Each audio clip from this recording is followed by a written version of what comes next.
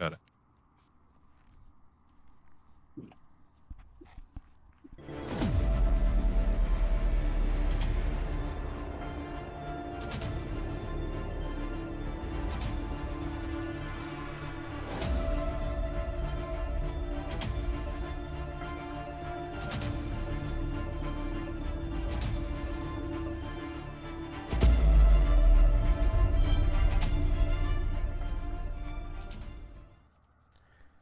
Yo, yo, yo, what's up, what's up, what's up? Welcome aboard Cardboard Sim. Oh, man, how is everybody doing tonight? Today? Tomorrow? Wherever you are in the world. Let's get some tunes going, shall we?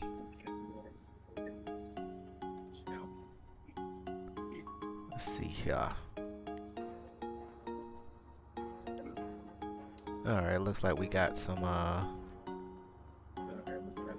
Yep, okay. I just want to make sure that, the Discord was running.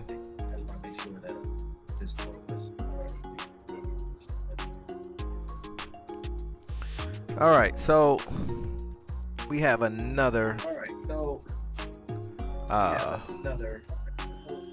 eventful flight today. I don't know if we're going to do both legs. I guess it just depends on how everybody's feeling. The first leg is the longest, is 269 nautical miles. And I think the second leg is like 100 and some change. So we'll see. We'll see how we feeling. You know, once we touch down at the midway point, if everybody's ready to go again, then we'll take off and we'll keep it rolling. If everybody ready to shut it down, then we'll shut it down and continue it on tomorrow.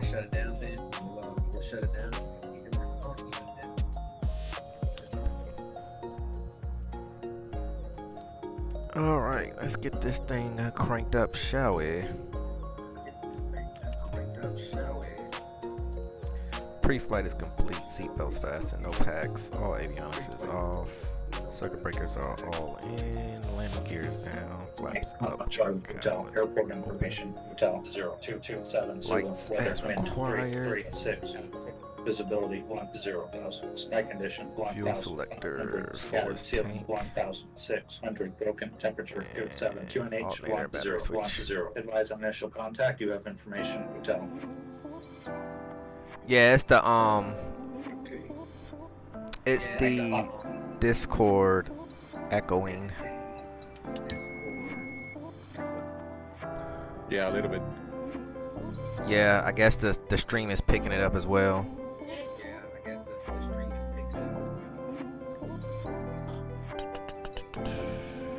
Let's see. Let's get her cranked up real quick and then we'll sort that out. All right. Who's it echoing from? I'd probably set it to push to talk. Yeah, that's what I'm gonna do right now. All right.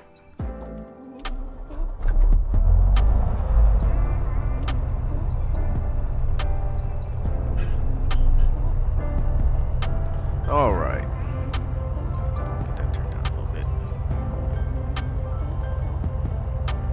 So I have live weather on. These clouds are looking pretty heavy.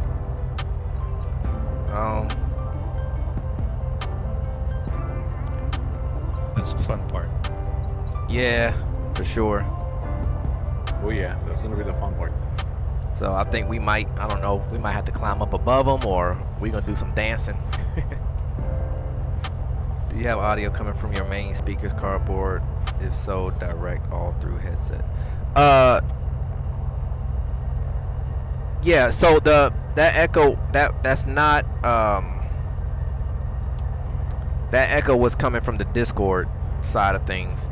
I have the main source coming from the PC speakers, and then what I hear is just voice in the headsets.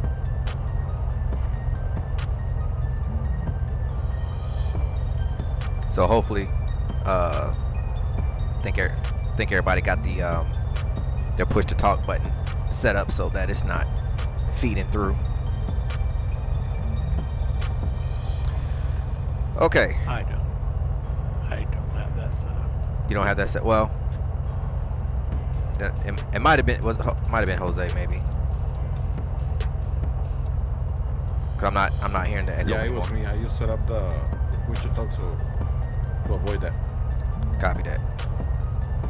Cool. So, looking at current weather right now, we could pretty much take off 03. That'll probably be the best, and then it'll be a left crosswind out. And like I said, with these clouds, we'll see how it goes once we get in the air. I don't have my tablet with me. I'm practicing trying not to use it per my CFI. Trying to figure this out here. All right, well, if y'all are ready, we will go ahead and taxi on out here. All right, let's get some taxi lights. Brakes are released, and brake check real quick.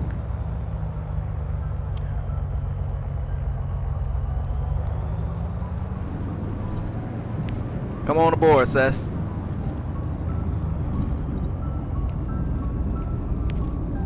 I got Jack, I got Sauce,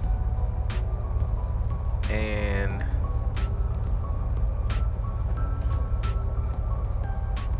Jose. Is this you in the 172? No, I'm actually flying today on a Piper. You're in the Piper. Okay. I'm just looking for you. That's all. Ready to go? Yeah, we're ready. If you want to go ahead and since you're in the front, go ahead and take the lead, and we'll follow behind. Jose, you ready? Yes, I am. All right. Let's do this. First notch of flaps coming in. Let's go and get landed. The strobes going.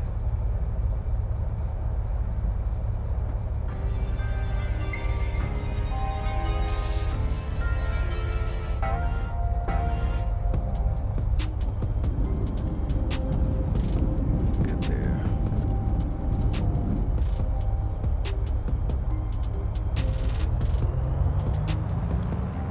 All right.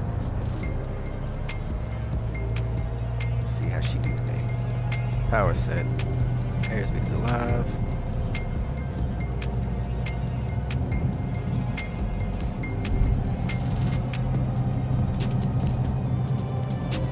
There's it. Other gears coming up. And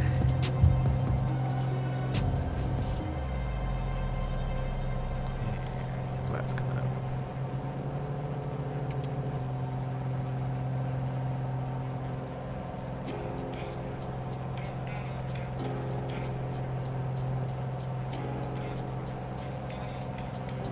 Oh, here we go. Starting already with the nonsense.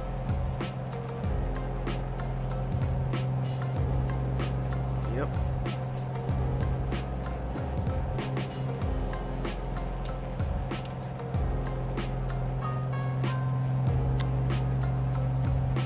I don't know why this keeps doing this. I really don't. No. Pull up. Pull up. Pull up. I gotta find out why it keeps doing that, man. For some odd reason, my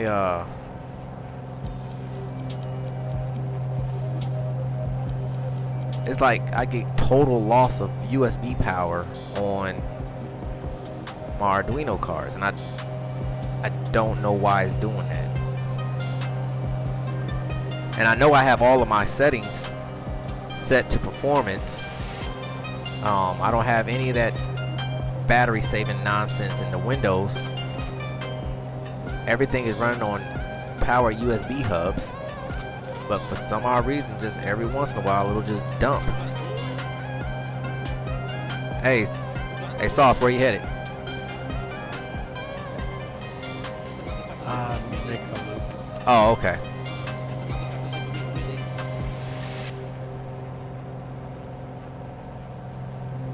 You know what you forgot to do?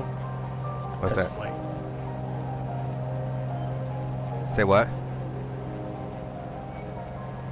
A test flight to make sure everything's all working right. Oh, well, it's not. I mean, I know everything was working fine. But this is just something. It's a bug, and I gotta chase it. I don't know. It's very sporadic. Like it doesn't. Sometimes, like I've flown the last 2 flights and it didn't do anything, and now all of a sudden it'll just dump, and then eventually it'll kick back on. Like it'll reset itself for whatever reason. Ah, got it.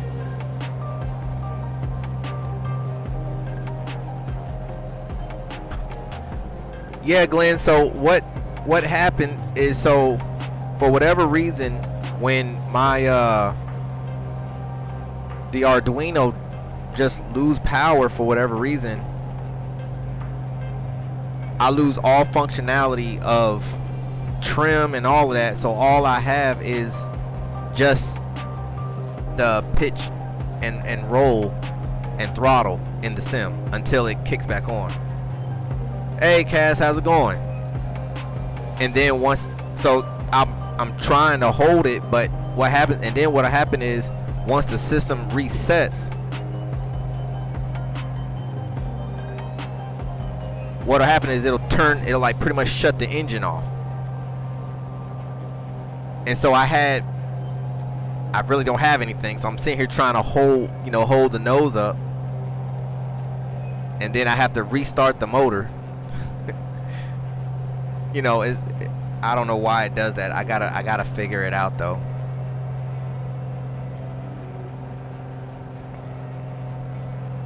It's just one of those weird bugs. I don't know if it's,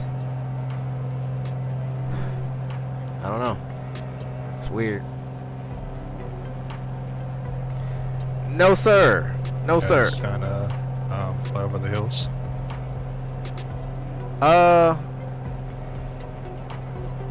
I was actually just gonna try to follow course here. I'm still climbing out.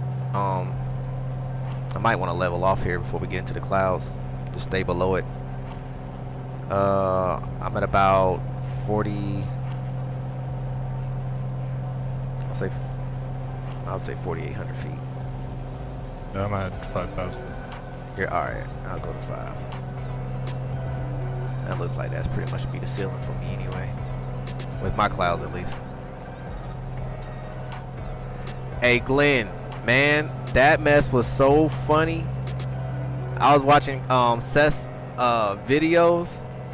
Man, they were falling out the sky. That was so hilarious.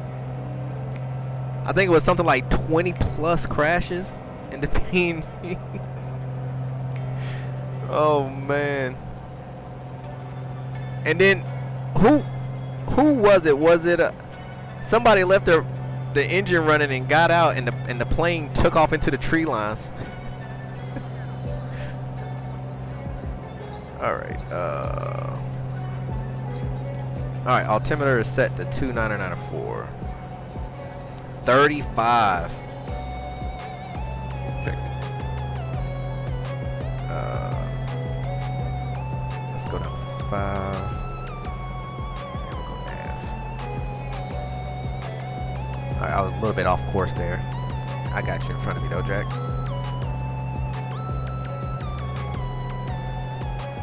Yeah, that was too funny. Seth was like standing out in the field, and all of a sudden, like a 172 just go flying by him and run into the trees, and oh, Howard, we're just standing there like. Back to 150. You're at 150.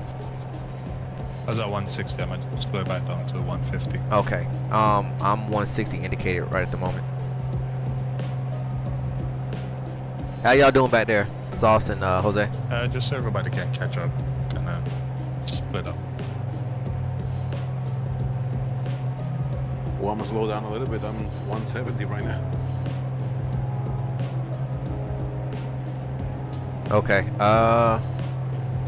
got a 5-knot headwind. I'm 169 on the ground and doing about 157, 158 indicated. Alright, so everybody comfortable doing 160 indicated?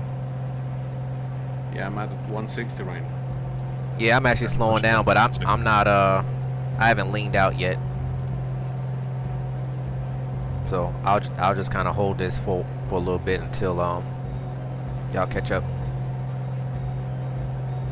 The only people who did better than Sess is those with real world flying experience. I got 0, but I had fuel starvation and auto rotated to the field, and Alan got 1. Wow. Come on, Sess. Gotta do better than that. Oh, I appreciate it though.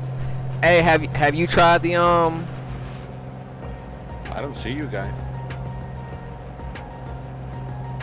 All of you are in front of me. I am currently 252 nautical miles out, to give you some, and I'm on autopilot, so I'm right on the magenta.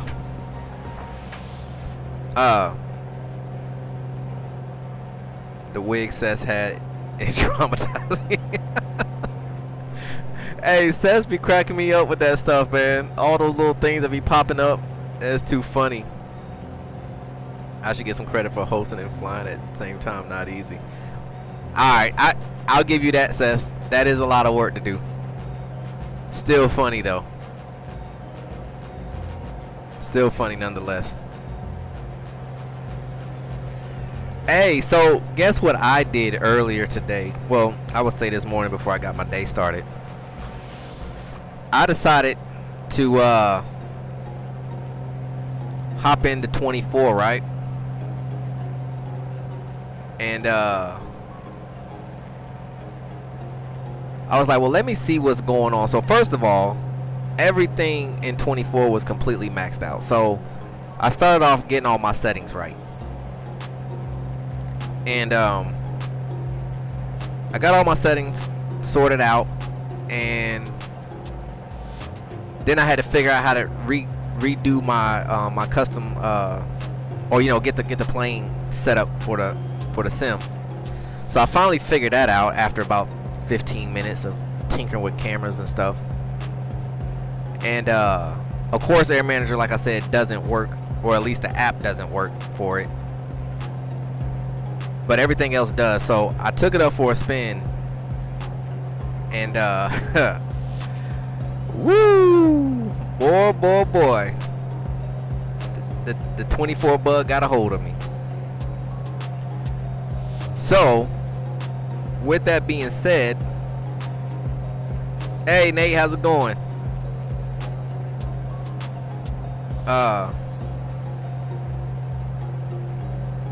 I have to do this is what I'm pondering on, right? So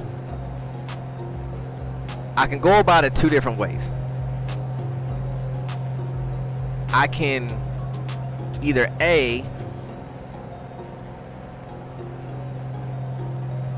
purchase and download the desktop version of Air Manager and go through all of that to get everything set back up so that I have access to, my gauges and all that good stuff. Or I got to doing some thinking, because I'm still going to want to fly 2020 as well. I'm not going to let go of 2020 because I have a lot of scenery packages and all that good stuff in 2020, and I don't want to just sit there and go to waste. So my other option that I'm thinking is actually build all of my gauges from scratch. Just start off with what I have now, build the 6-pack, all gauge, so that way, I don't have to worry about if this software works with this and work with that. I just 3D print all my parts and get all those up and running. That way I can swap between 2020 and 24 whenever I feel like it. But then what comes with that is I would have to more than likely do some, I'll probably have to go back into the hangar for a little bit, or what I would probably do is build it out first and then fit the new panel in with the gauges. So Air Manager desktop works,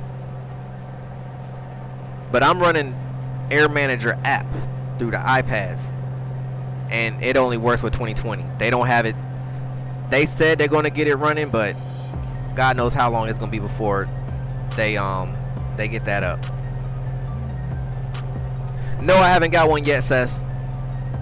I'm looking. I don't want to buy one brand new. I want to find one used.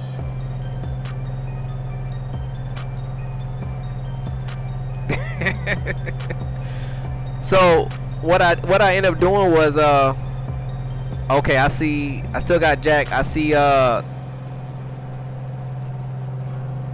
Sauce out there over the coastline there. Jose, where you at? You back there somewhere? I guess I'm above you. You're above me? Yeah, I see.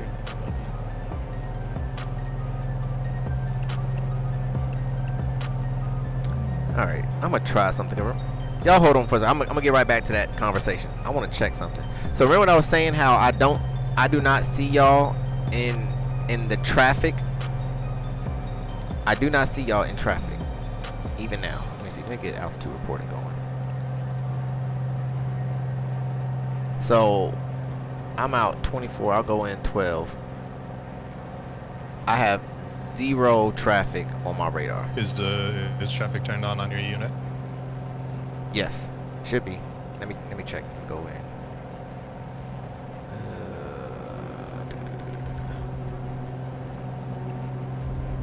Actually, yes, traffic is turned on.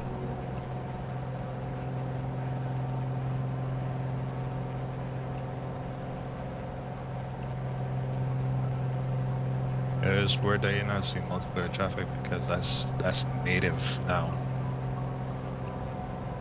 TCAS is on. Altitude filter is normal. I have mine on my GNS 530 and I don't see any of you guys on it. Yeah, I don't see you guys either. Wait, so all of you guys are using is that third party or that's native? No, this is Native, yes. more mine is third party. But that's the crazy thing because I see traffic. Strange, 'cause, I see AI traffic. On mine. That is strange. I'm gonna have to do some research on that. Well, I'm using a blotted in plane, so maybe that's why I don't have access to the bot version. I'll do some more digging on that and see how that works. Yeah, but that shouldn't matter though, because if it's using the system in game, it should still pick it up. Yeah, that's what confused me because it'll pick up AI That's traffic. But for some odd reason it's not picking up y'all in multiplayer. So some more research on that. It's okay though. Can you use desktop in both 2020 and 24? Yes, the desktop version works for 2020 and 24. They got a beta version out right now, so it has functionality. So I think what people are doing is why is this thing not okay? There we go. So all the devs are working on getting all of the gauges working. So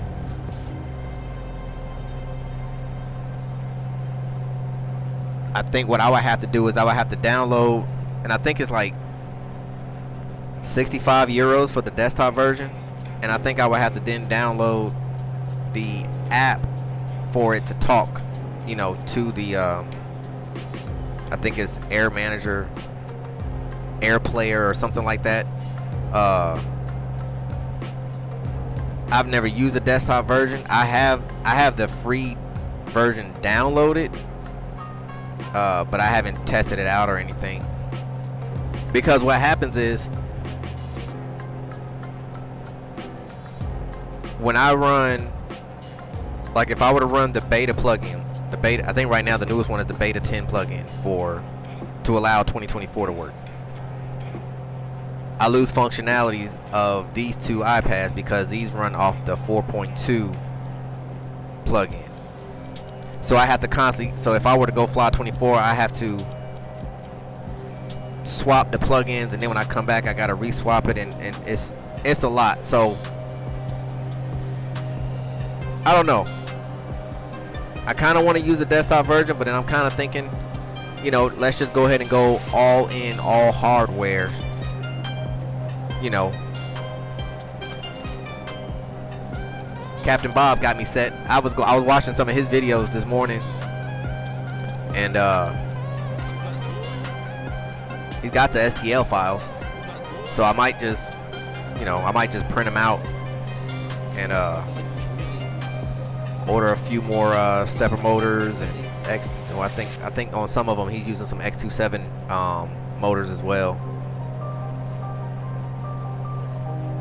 I just got to figure out how to get a hold of a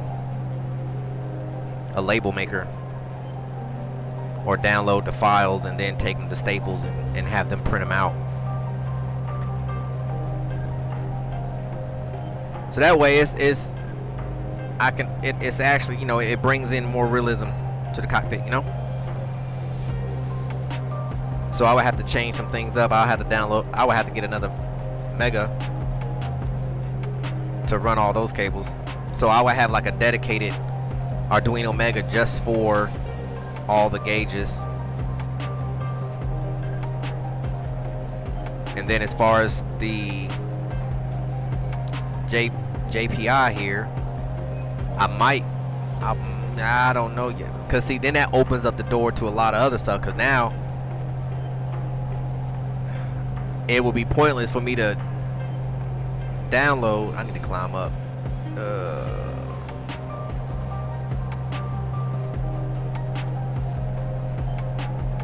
What is y'all altitude?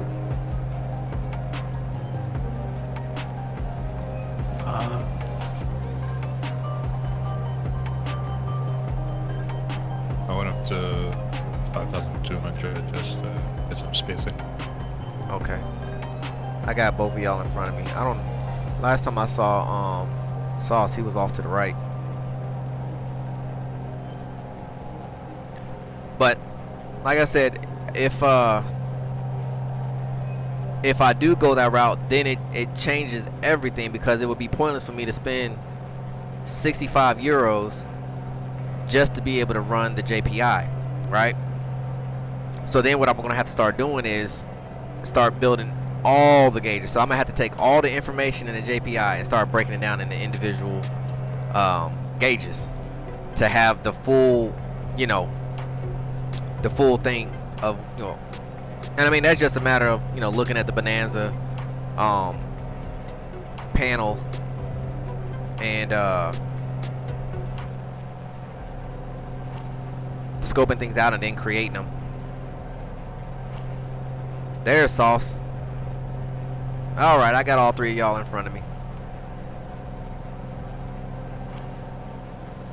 I guess I should lean out a little bit so I can...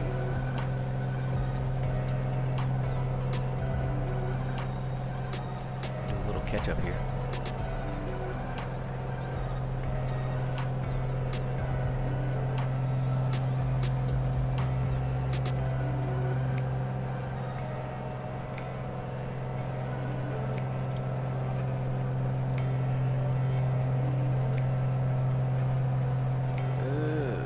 Let's see here.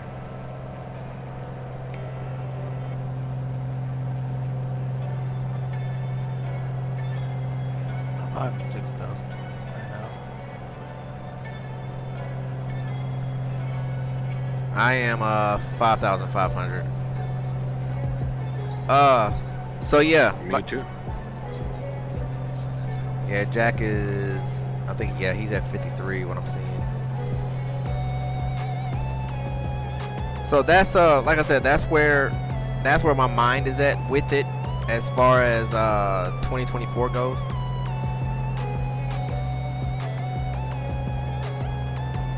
But I will say that the bug did bite me. It bit me good. That was actually the best flight experience I've had since I've downloaded 2024 when it first came out. And I see now. I see.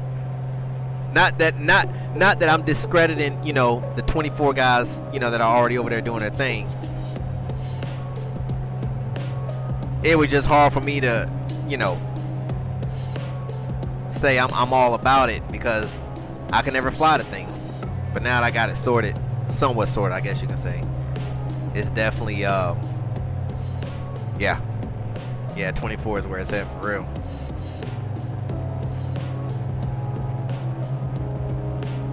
And one thing that I noticed too is, I mean, the scenery out the gate. I mean, well, some of the buildings are cheesy, but you know, what do you expect from a default?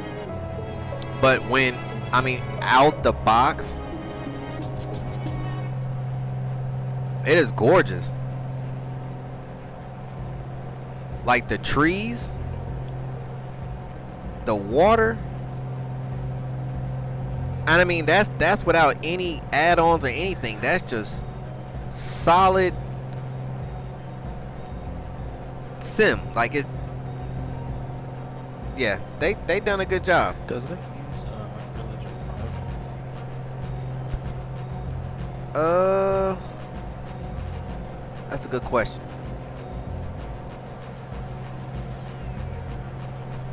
I don't know that answer, but I will find it and get back to you on that one. Got it. I definitely was impressed most with the trees going slow over the terrain. The helicopter on the weekend.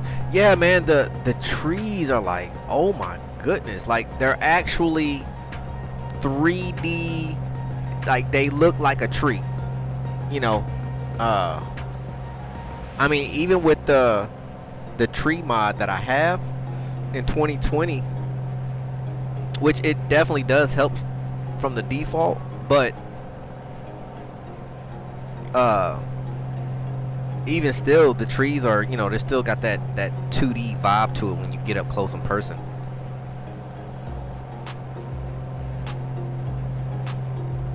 And not only that, I didn't even use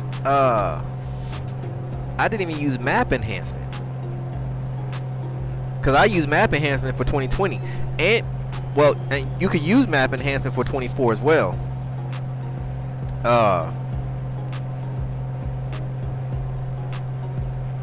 But I decided, you know what, let me just go in clean and see what I can do with it first. Speaking of, while I'm looking, I'm gonna drop back down to about 5 again. I'm going down to 5. These clouds are rolling in.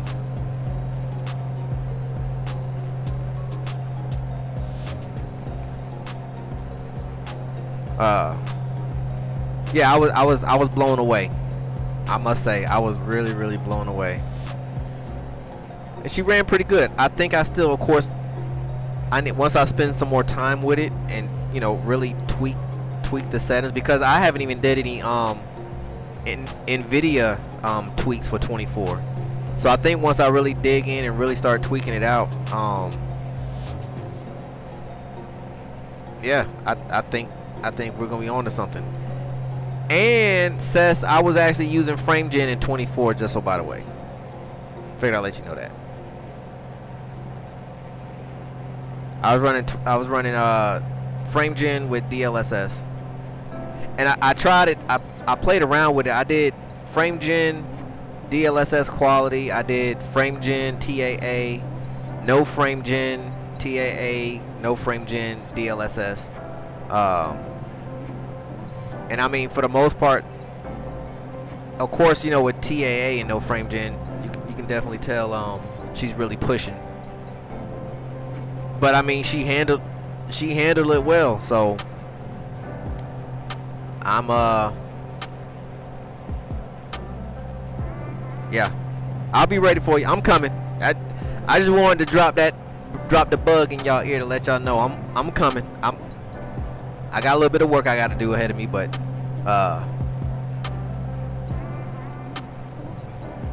I will soon be over there. I'll have to do some swapping back and forth.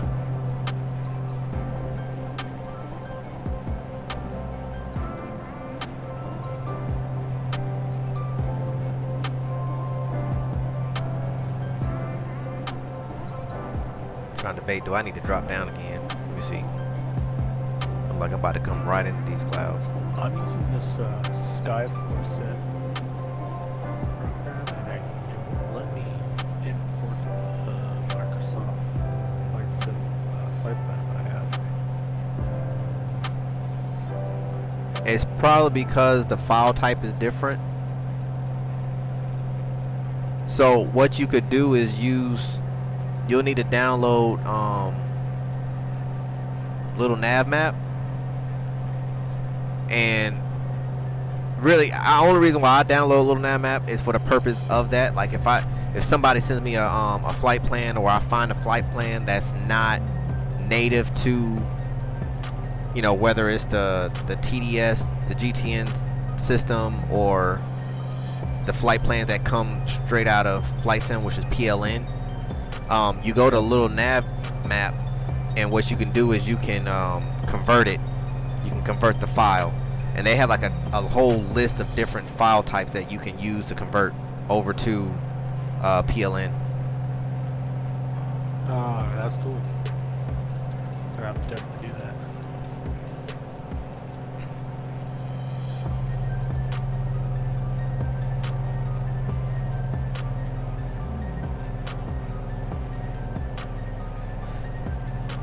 That kind of brings me to what we was talking about last night after the stream. So SayIntentions has partnered up with Navigraph. So let's say you want to build a flight plan out. So you go into SimBrief, you build a flight plan, and once you generate it,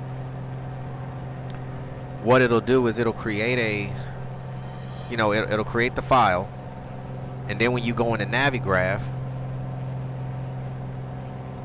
you can you don't have to actually physically put the flight plan in. You'll just there's a section up at the top when you're actually trying to build a flight plan, and it'll say import, and you can import the flight plan from SimBrief right on in, and then you're good to go. And all that's connected with SayIntentions. So if you're doing an IFR flight, once you set up your flight plan through SimBrief and you log in and you get all set up in your plane, when you call for IFR clearance, SayIntentions already has it on file, and then they'll give you your clearance on your flight plan. Oh, Beyond ATC relies on SimBrief as well? I didn't know that.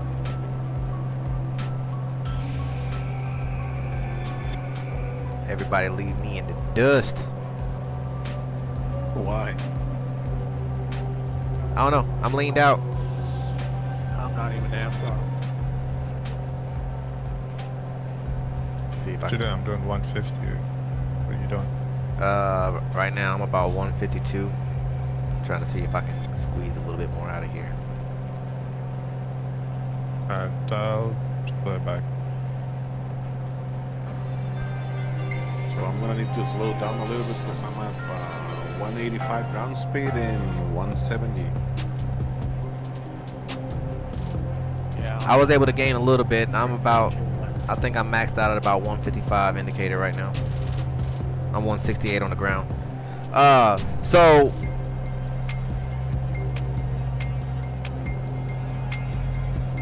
okay, Glenn, so when it comes to Beyond ATC, right? If you're flying VFR, can you just load into Beyond ATC and just start just start flying, like, just pick up flight following somewhere, or do your VFR thing, or do you have to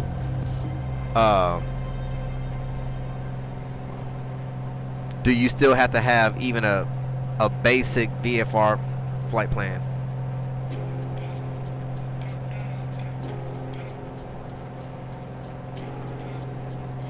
So Beyond ATC can't even function unless you actually have a sim brief, somewhat of a sim brief flight plan loaded somewhere.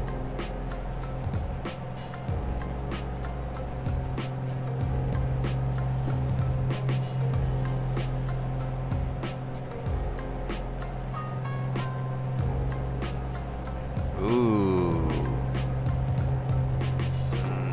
Did you teleport in front of me? Nah, you drifted off to my right side and you disappeared. Yeah, my autopilot for some reason started making me bank to the right. Yeah, that's strange. I know you've been having some issues with your autopilot. I was resting over that mount after I left. Nice. I got nothing but clouds. I'm cutting through all this stuff right now. I don't really see you guys. Where you at? I'm behind both of you. Jack behind is you. Jack is above you to the right. Sauce I think fell behind me, but he's gonna pass me back up again. I'm just back here watching you guys, making sure y'all flying safe. You know. That's all.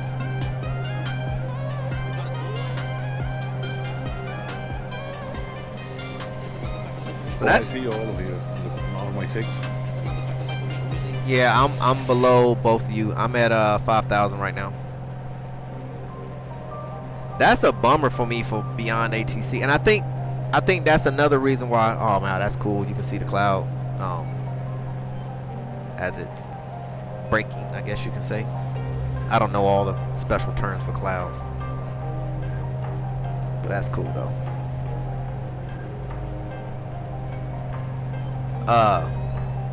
Yeah, we're breaking a couple of FA regs right now, but good thing we're in the US. Yeah, I think you're going straight to the hills. On your street, your camera's shaking. Yeah, this one right here that looks off at the right wing, it's just how I have that camera mounted. It's not as stable. I got the other one screwed in, so it has a more stable, perch, I guess you can say. This one actually is just two-sided taped on this one, so all the vibration from the speakers and the fans and everything, it causes that one to rattle a little Gives it bit. like a realistic vibe. Yeah, I Yeah, noticed yeah. that. That's why I kind of leave that one as is. Yeah. All right, I'm sneaking up on y'all right now. I am 171 on the ground, and I'm doing about 158, 157, 158. Yeah, that's a bummer, man. I would have thought Beyond ATC would be past that point now. I didn't know that it solely relies on. I mean, well, I didn't even know that it relied on, or it used SimBrief anyway. There you are, Jose. It's I fast. see you. Am I right? Yep. And I got Jack right up there, right above me. Look like he's matched my speed. Jack is good at doing that.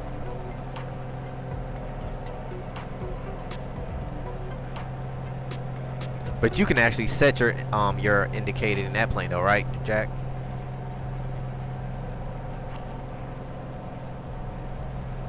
No, it doesn't have auto throttle, but it's just a percentage of power. Oh, okay. So just set it and forget it. Copy that.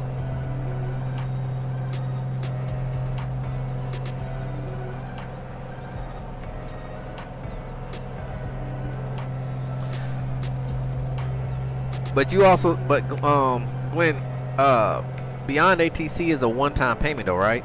Like you pay for the program and then that's it. There's no subscription with Beyond ATC. But they're not AI either though. which makes sense. So it should be only a one-time fee.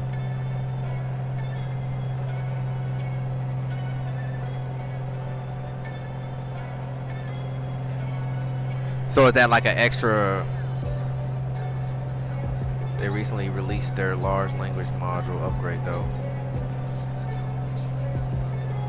Okay, so is that, does that automatically come when you purchase Beyond ATC, or is that like a extra, you know, side package deal that you can add on to if you wanted to?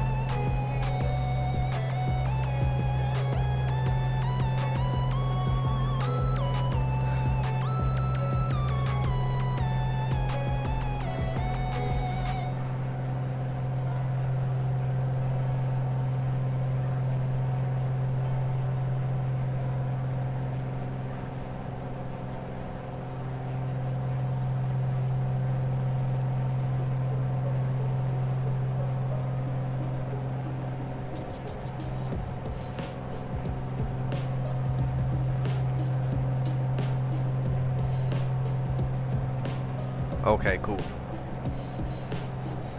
Cool. So let me ask y'all, everybody in the flight with me, and everybody in the chat, which route should I go? Should I just purchase the desktop version and be done with it? Or do I try and conquer turning the whole panel into a complete physical steam gauge panel? 3D print, stepper motors, all that stuff. Because I could still run 2020. Whatever's cheaper. Yes, whatever is cheaper. Whatever's cheaper. Now, see, here's the thing.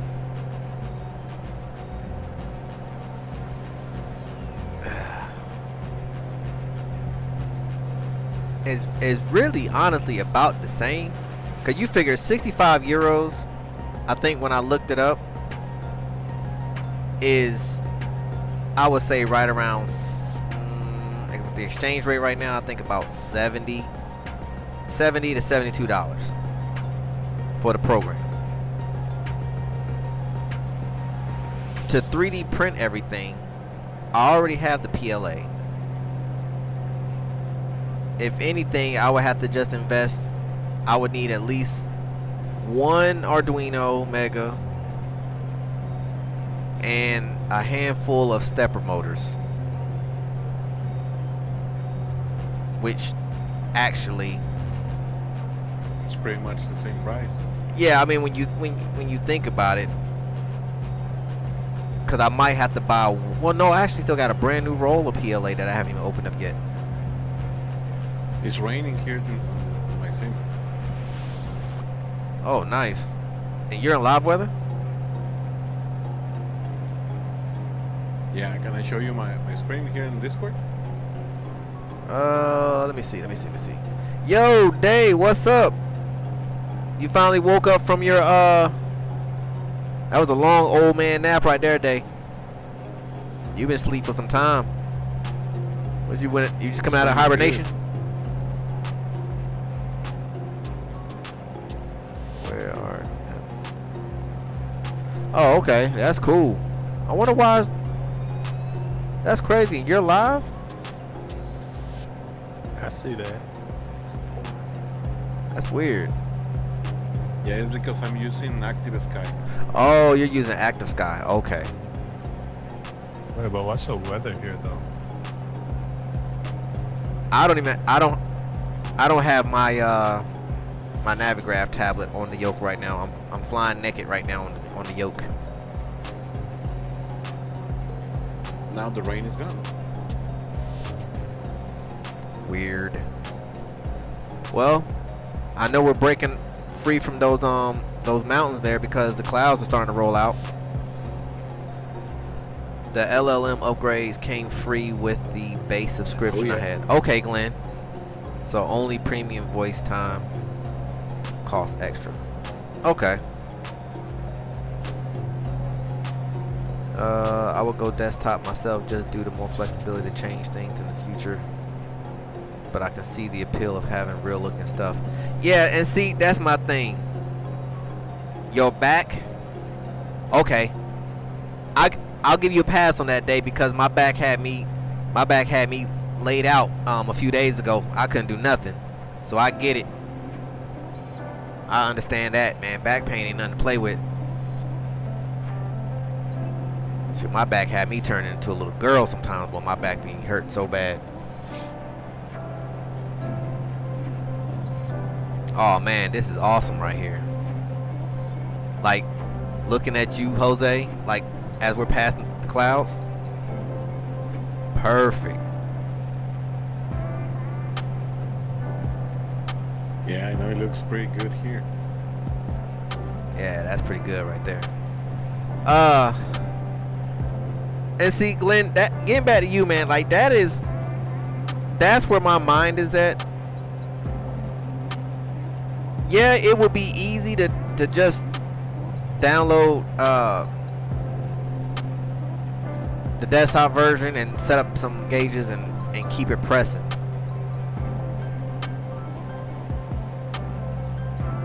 Wait, did Sauce blow by us? Say what?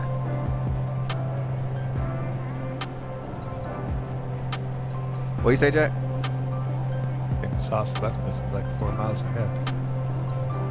Yeah, I see both of y'all. Me and Jose is literally right beside each other back here cruising. I mean, you're not exactly VFR, but hey, it's beautiful going through the cloud. Yeah. Actually, slow down because you were way behind. I am way ahead of you. Yeah, I'm over here looking down at my phone. we are VFR ish. That's what I should have put in the title. I might change the title of this video and say VFR ish today.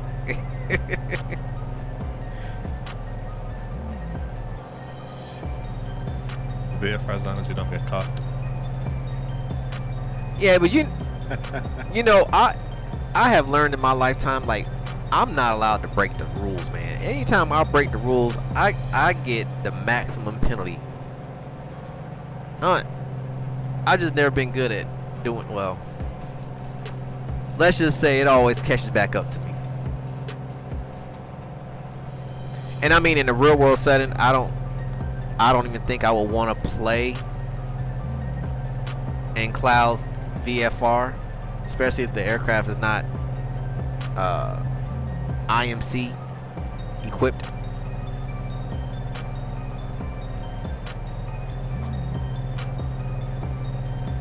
Oh, you ain't got to worry about Seth. I already caught on to what y'all were having a conversation about. Don't think I didn't read that. Hey, we've had this conversation in the past. Y'all out here with these prehistoric pterodactylian spiders, and y'all walk around the streets like, it's kind of like walking the streets around here just like just some pigeons or something. Like, it's just some birds. Who cares? No sir. I'm gonna try to work my way out there one day. I don't know when. I would like to come out to Australia though.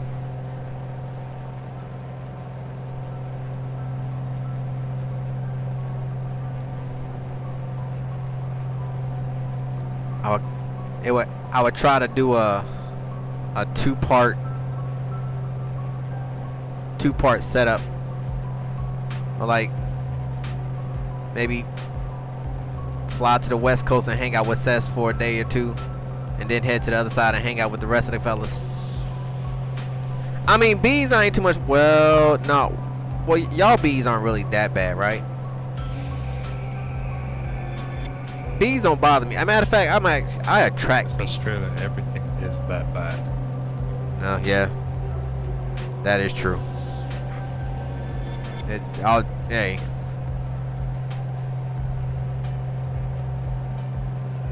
I still can't get over the. Hold on, we talked about it last year. I can't remember the name. I thought it was a fruit bat, but it's not a fruit bat. But it's a bat, and it's a human-sized bat. Why are you talking about me like this? I didn't say it.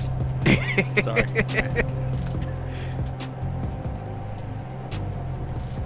Horse. A horse is the deadliest species in Australia. Wow. Well, by death, right? Yeah, because a lot of people ride horses and then they got spooked by these crazy insects. So of course, makes sense.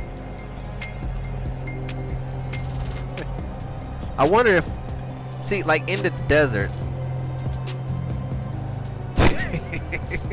Jose. See, in the desert they have what you call a camel spider. Have any of y'all ever seen or heard of these things before?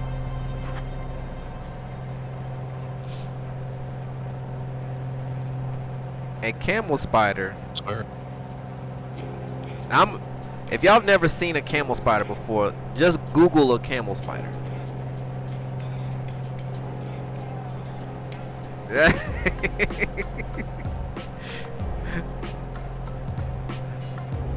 Copy that, Jose. I need to be careful, man. Hey, I totally get it. So if there's a such thing as a camel spider, is there a such thing as a horse spider? I'm speaking from an Australian place. Because I mean, horses killing people, and then, you know, y'all spiders are like the top of the food chain when it comes to spiders. Spiders are cool. Spiders can all burn, along with snakes second. What about scorpions? Third.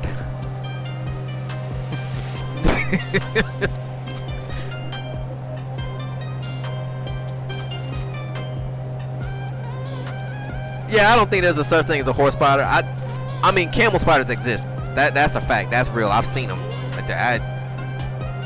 And that makes you. It's hard to go to sleep at night in the desert. The first time you put eyes on one and know that these things are crawling all over the desert, and then you try to lay down, it takes you a while. It really takes you a while to get some sleep. You know what's worse? The potato bug. Never heard of that or seen it. It's the Jerusalem cricket. I gotta look that up. They can devour a whole carrot in seconds. Wait, you said it's a potato what now? Potato spider? Potato bug. Potato bug. Potato bug. Potato bug. Alright. Well, it's nicknamed the potato bug, but it's actually a cricket. Okay. I'm gonna look that up. I gotta see this thing. Did you have to do boot camp or anything like that in the military? Yes. Even as being a flyboy, you still have to do boot camp. But I'm gonna be honest, Air Force boot camp is weak. And I mean, I laughed my way all the way through boot camp. I stayed doing push-ups. My MTI stay have me do push-ups because I just fall in with the laughing because it amazes me just how bad people can't follow instructions and like people can't march, like basic facing movements. Like it was a struggle, and you know, my MTI and my brother flight MTI, these two they were purebred comedians.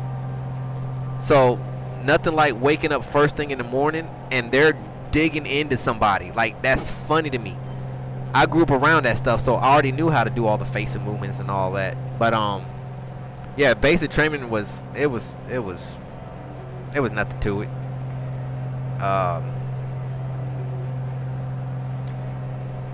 Glenn got a point there. The bigger ones, huntsmen. etc. Generally okay. The smaller ones carry the nasties. Hey. You talk about the praying mantis sets? Cause if you're talking about that, hey, that could be 4. We could put praying mantis number 4 on the list. Them jokers, I don't care for them things.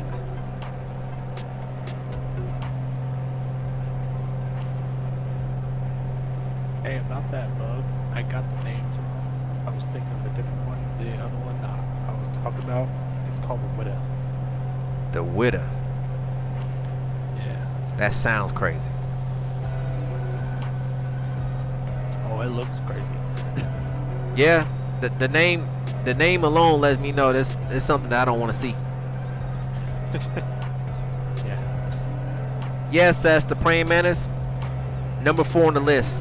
Gotta go. I could run the list all the way down. Number 5, mosquitoes. I don't know why mosquitoes exist. They can go. What else we got? Horseflies. Horseflies can go. What's your purpose in life? Don't know why. You're big and you hurt. Go away. What else do I not want to see? Centipedes. They can go next. Why are you here on this earth? Gotta go.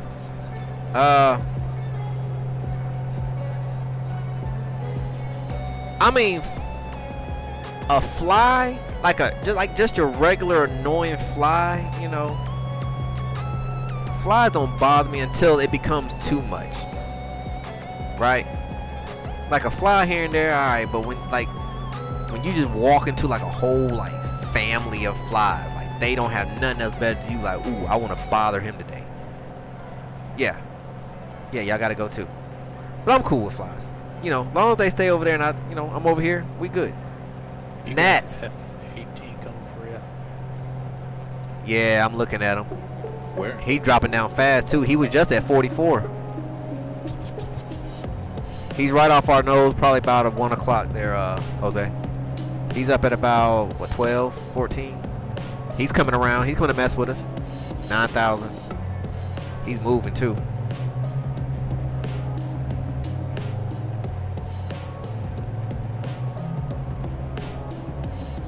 Where'd he go? We're restricted airspace. We messed up, man. Yeah, well. It is what it is. I don't see nothing on my charts here that says we are in any type of what do you call it? Oh, we're just skirting the boundaries of it, actually. Oh, we are? What's it called in the military zones? Like you can fly in it, but you can't. What is it? MA or MOAs. MOAs, yeah. Yeah, MOAs, restricted areas. So we're actually close to one. Well, you said it.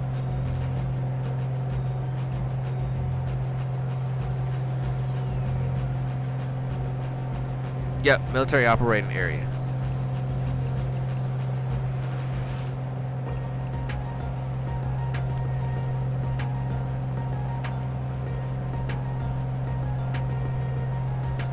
Well, as soon as we cross Los Chiles, we're out of this zone and he cannot do anything to us. I gotta get my Navigraph back up. I gotta see this stuff. If you're going through an MOA in real life, probably do it with flight follow and then ATC can have you back. Versus a flock of F-16s. Yeah, I mean, I don't even think I would want to fly. Even if they gave me, I would rather just stay away from it. I don't want to deal with the hassle.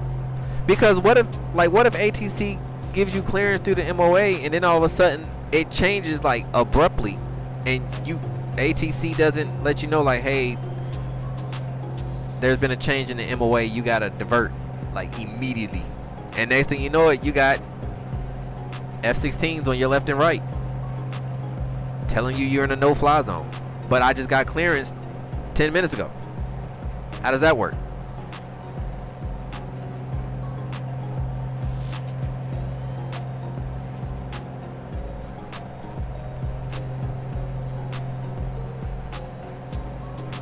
mode, do a little sightseeing with that volcano in the middle of the lake. I'm gonna go right up the middle. Yes.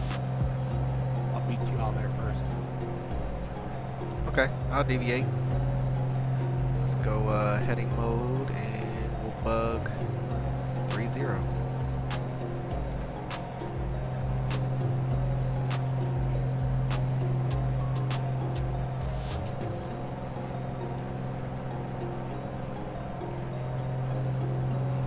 There's no clearance required in the US. As long as you actually, as long as you have like all of what's going on, right? Which all that information would be, well, you'll have all the information prior to your flight as far as like restrictions or anything like that.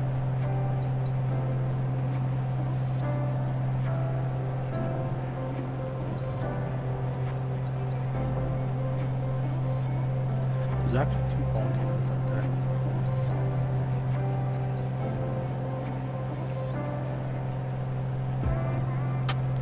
As long as there isn't a TFR. Yeah, one is called Cerro El Peñón. Fly through. Okay. Flight phone just means Nothing on the left. military always talk to ATC anyway. Alright, cool. Well, that's good to know. So I don't feel so bad now.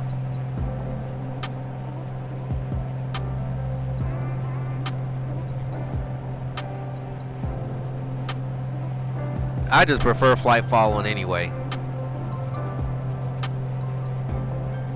I think With MOAs, I think it's active. Once it's active, then they'll tell you not to fly through it. Gotcha. All right, Sess, have a good one, buddy. Good to see you.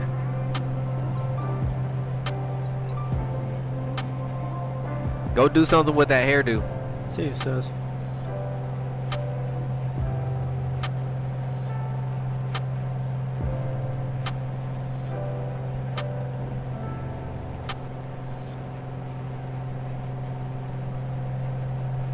Cause I know we got we have MOAs out here, but it's not it's not, you rarely see any restrictions. I think the only time we really have any restrictions is if somebody of importance is you know coming in, then they'll pretty much shut it down. But you know that's standard anyway.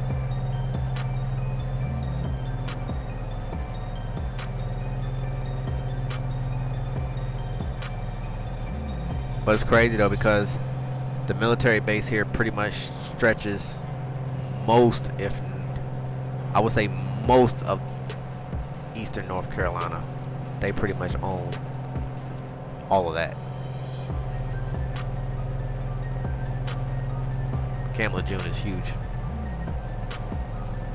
in comparison, you know, to other bases. I mean, because you have Camp Lejeune, you got Camp Johnson, you got Camp Geiger, you got the New River Air Station, Camp Devil Dog, you got,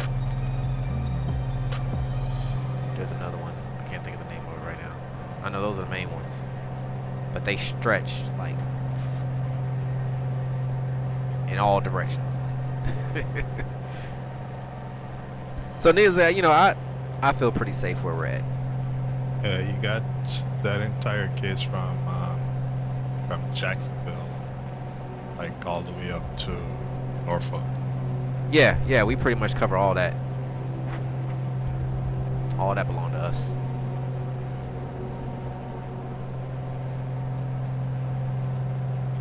It's pretty huge.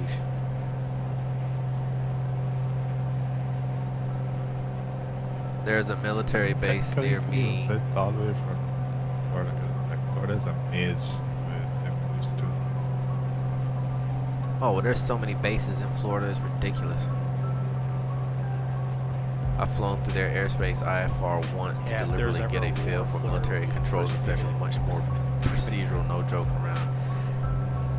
Glenn, I applaud you for even Yeah, that's not comforting at all. I wouldn't have done that. Man, one thing I've learned, and even being in the military, don't play with military, especially not in the air. Especially not. Our boys have no mercy. Hey, they're gonna pull up on you and they're gonna tell you, you are wrong. Correct yourself now. And, hey, you got about 3 seconds to make a decision on whether you want to live or you want to be unalive, because they'll bring you down. They don't give you a second chance to think about it.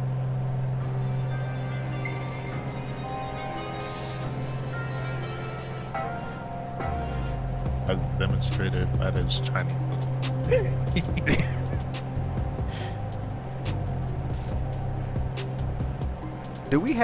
We got some more people out here, or is it just us? I've just seen them on the radar.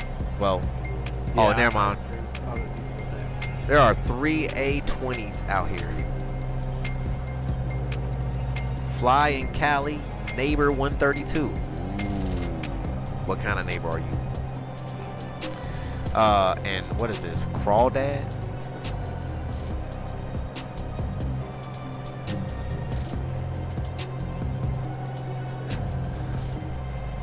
Roll up on him. So who you from? I don't think I can get up to 40,000. I'll be like at 18, like, hey down here.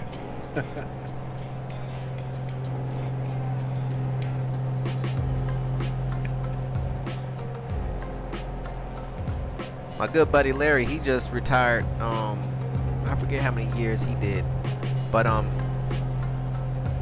his last flights was with I think either the A320 or the A321. With hold on, let me think. What is Frontier? He flew for Frontier.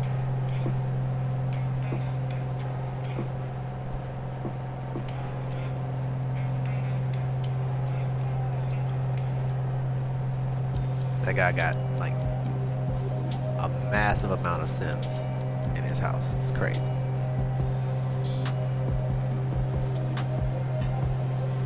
Must be nice. Yeah, they're all work in progress. But he actually has like a Meridian, like a full all-out shell. Not just the nose, but I'm talking like about half the plane. And then he has another Learjet that's like half. Fully, pretty much still fully furnished on the inside.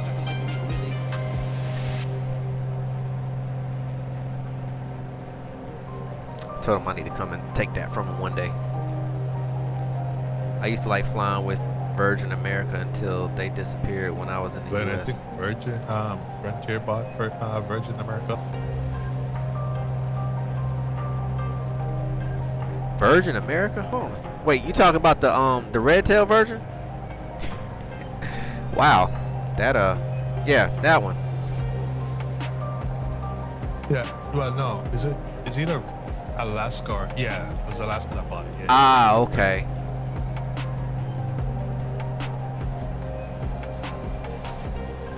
Wait, Alaska bought them? Right, that's right. Yeah, that's why Alaska got. Yeah. So the A320s, the Airbus is in Alaska from Virgin. Okay. Okay.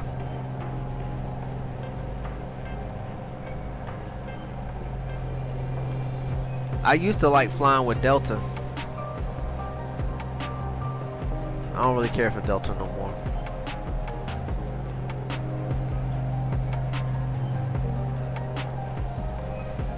I kind of lost respect for Delta because.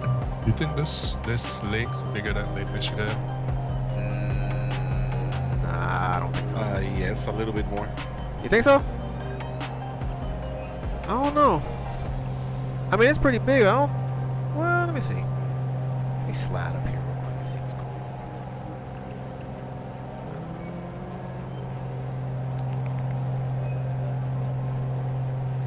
There's a huge body of water. Crazy. Yeah. Lake Michigan is pretty big though. Cause Lake Michigan is long, you know?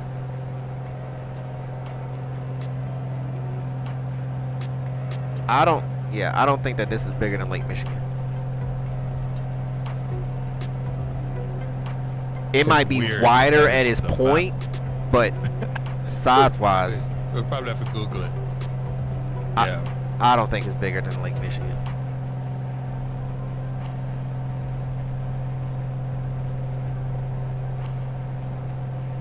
This is a big lake though.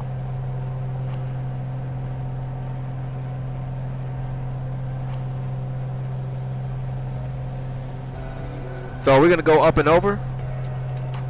Let's The see. thing is, remember, everything stretches at the equator. Oh yeah, that's true.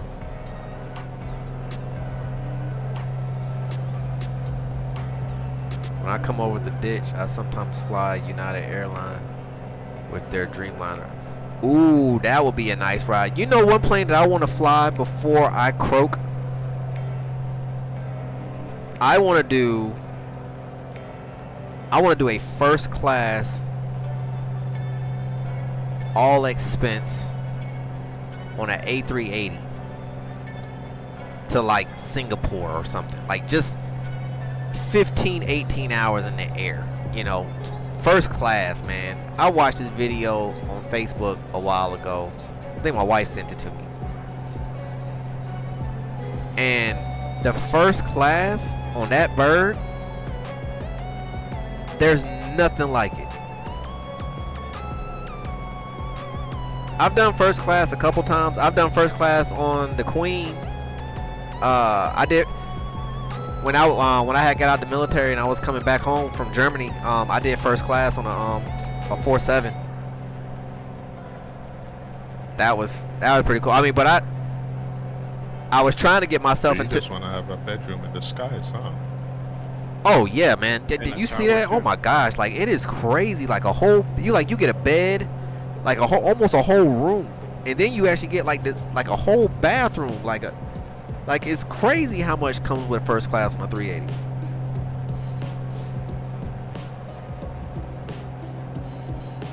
There's this plane. I don't remember the name of it, but it's made entirely out of hemp. It's made out of what?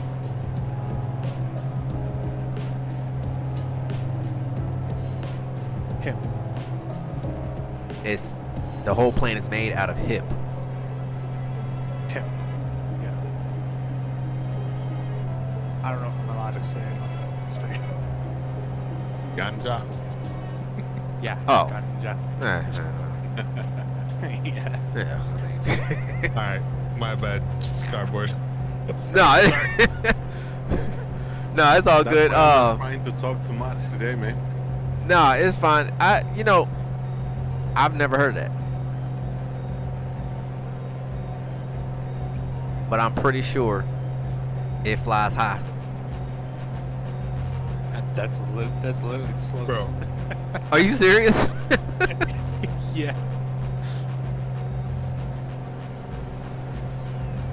That's awesome. No, I think if you've never done first class, I think everybody should do first class once in their life. But here's the catch though. Once you do first class, you'll never look at coach the same. You will look at everybody in complete disgust going back to coach after flying first class. Like the thought of sitting back here with you scoundrels. Why am I here? First class is nice. First class is very, very nice. I'll tell you another airplane that's nice to fly on. When I would have to come back stateside while I was in Germany, I would catch the Lufthansa A340. That is a nice ride.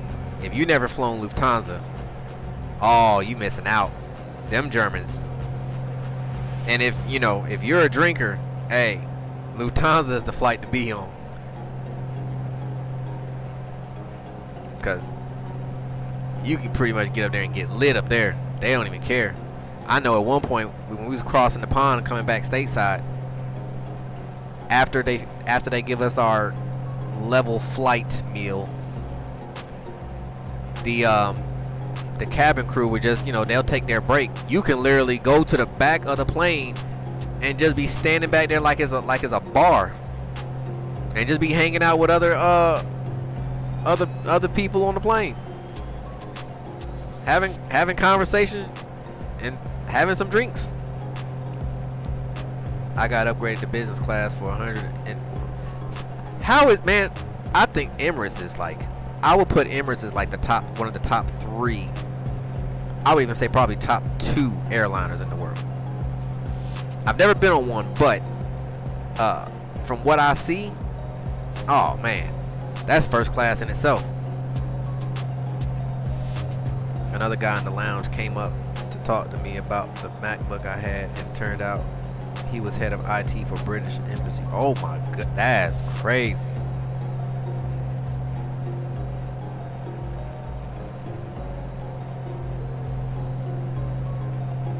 That's crazy.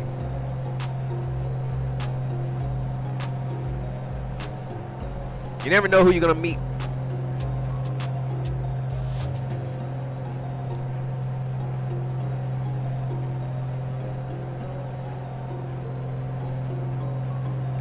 Like, I never thought that I would meet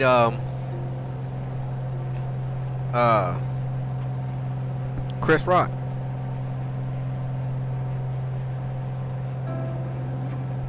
I got to meet him. Who else did I meet along the way? I met Hillary Clinton.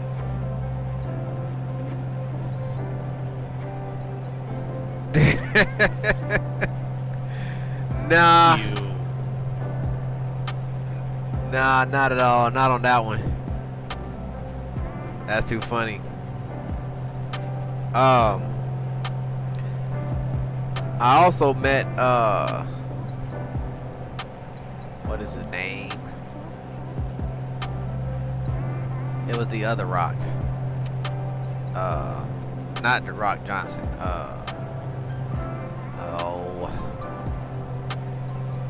Kid Rock. Kid Rock, yeah. I met Kid Rock. He was stopping in because they was doing, him and his team was doing a tour. They was doing something in Germany, and so they flew into Ramstein, and I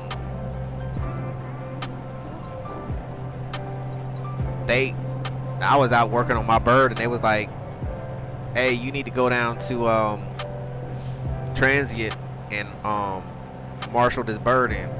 Okay, cool. So I went down there and marshaled the bird in, and sure enough, here he comes, stepping off the bird. I think it was a G6, I think it was at the time. And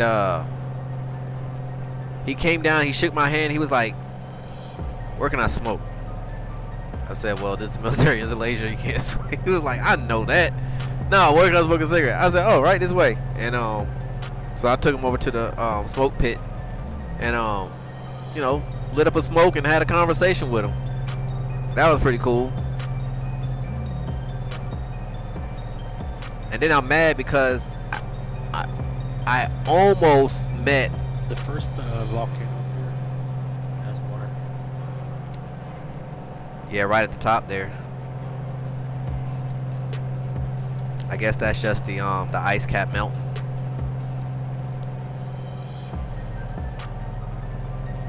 So you guys are over the volcanoes? I'm just kind of skimming skimming the side of it.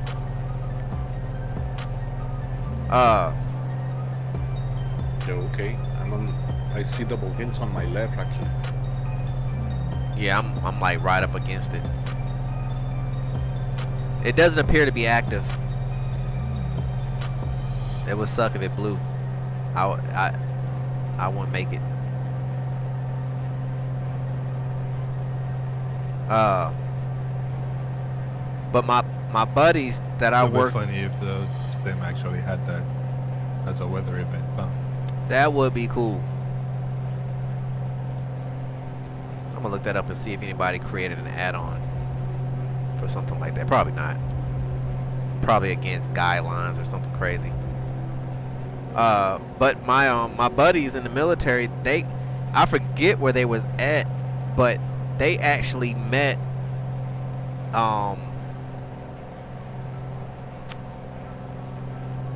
what was the movie? I always get it confused. Is it the Avengers or is it the Expendables? With Sylvester Stallone and all those guys. Can't always get them confused. Expendables. Expendables. Okay, yeah. Thank you. Yeah, they actually, where they were at was in the same location that they was filming that movie.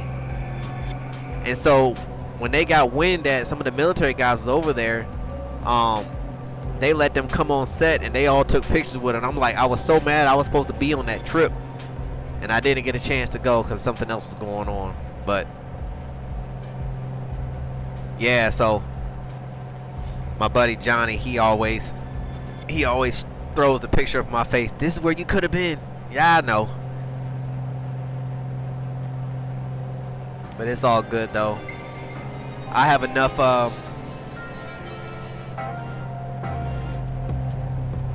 enough stories and adventures in the military. Hello, Travis. How are you this evening?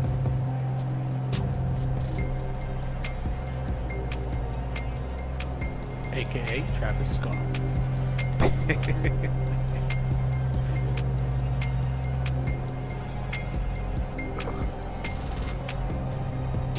Well, that's good to hear. Good is always good.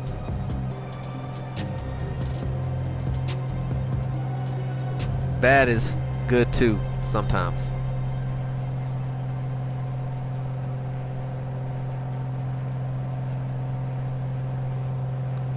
We are 49 miles out from the midway point. Well, hello from Kenya. What part of Kenya, Travis? I've been in your neck of the woods a few times in my day.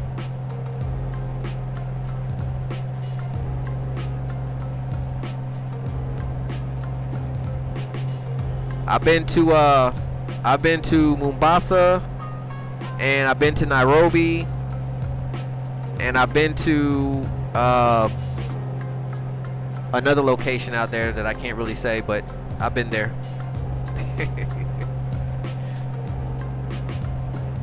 Beautiful country you have there, I must say. I love it there.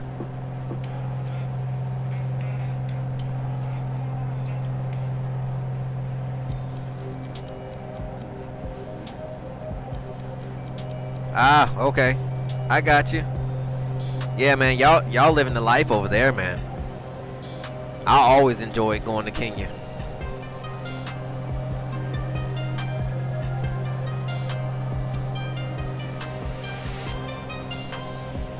I've actually spent I spent a lot of time in Africa, honestly. Like when I really think back, I think I probably spent more time in Africa than I did anywhere else in the world.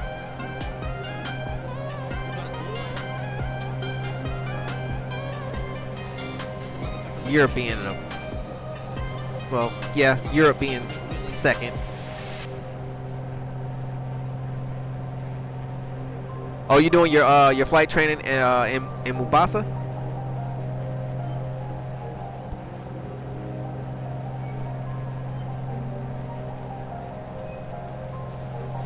I actually broke down in Mombasa.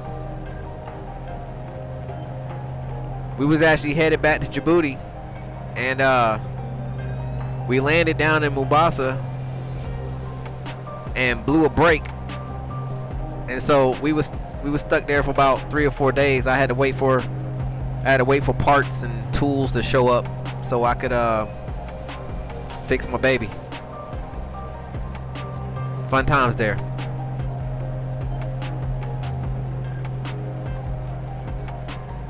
Djibouti. That name. It ain't Djibouti, it's Djibouti. Yeah, the first time I heard it, I was like, there's no way there's a country about it. Yes, it definitely is. It's a very, very small country. But the cool thing about Djibouti is they actually have Lake Assal. And I've got the floating thing. And it's crazy floating in a non-drowning lake. Like I always thought, like, there's no way. No, like, How deep was it? I don't know exactly how deep it was, cause you know we didn't really go that far out. But I mean, it didn't matter anyway. You couldn't drown. It's too salty. You just float.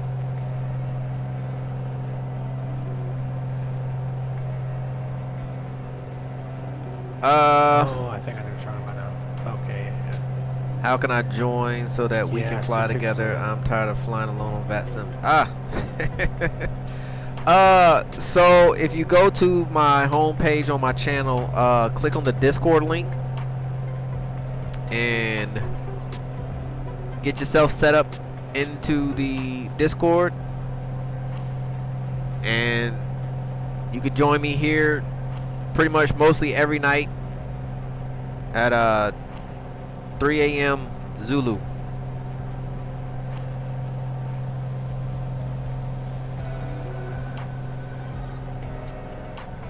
I got 3 guys with me right now. They're somewhere out here.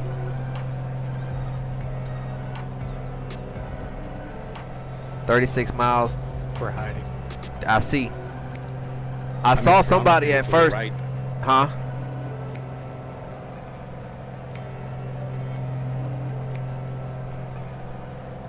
I don't see nobody. I know y'all out there. I got name tags on, but I don't see anybody. I'm in front of you around 1 o'clock.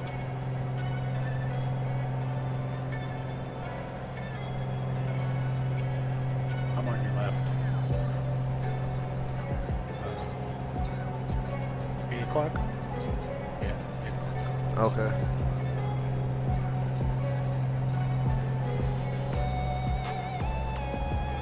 So 34 miles out, fellas, what we doing?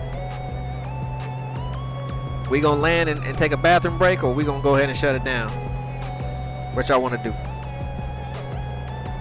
Because as of now, look at Bathroom break and keep it on. bathroom break and keep on going. We got about an hour left of flight. So, well, 12 minutes on this one. So the next leg will be, you know, roughly 45 minutes.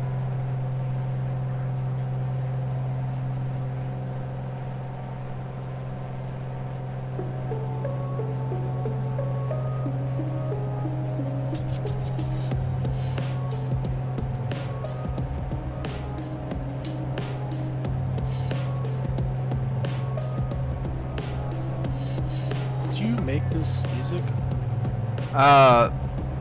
No, I didn't make this music. I have What's music. I haven't loaded my own in yet. That's something that I've been wanting to do. I just been too lazy to do it, to be honest with you.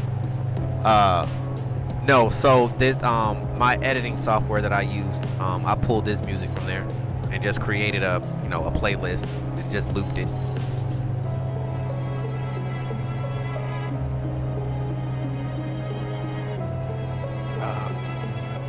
Sounds good though. I appreciate it.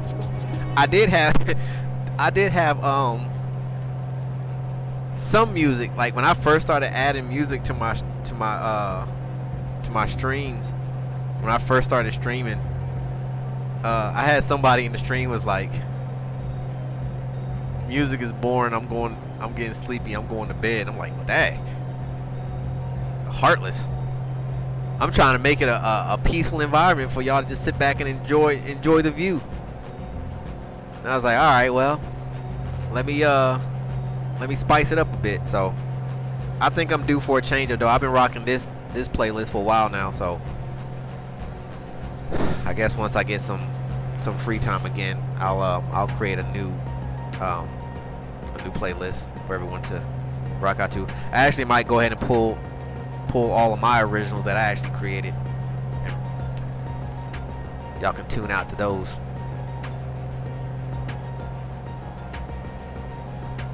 All right, we are 30 miles out. I'm gonna start my descent. Mr. Jack Sparrow snuck around, got in front of me. Oh, that's what he do.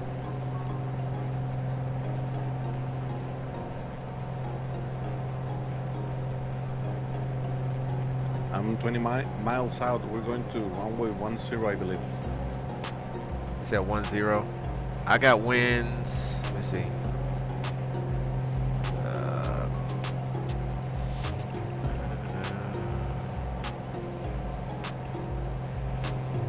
Yeah, 10 looks to be the. Yeah, 150, 06 knots. Yeah, copy that.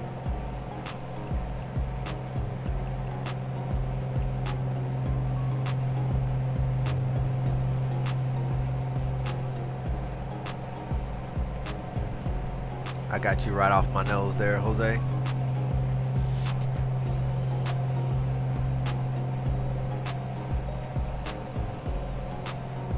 Really? I don't see you. I'm on your 6. Did you say runway 28? No, 10.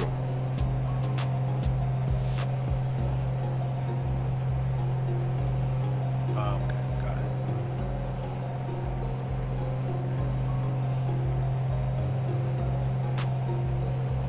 All right.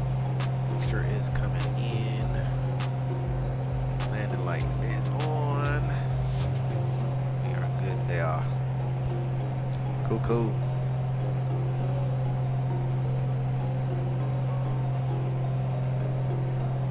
I'm running out of paper. I've used so much paper for my flights. Why?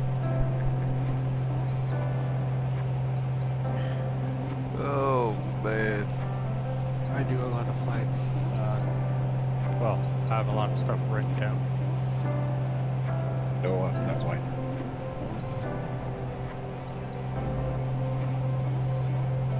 Jack is sneaking up on your left there, Jose.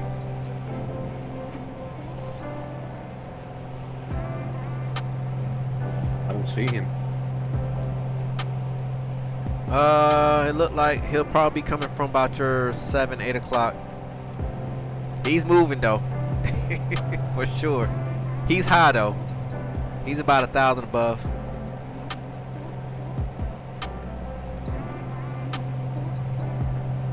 And that's why I don't see him. Don't worry, you're gonna see him here in about a minute or so.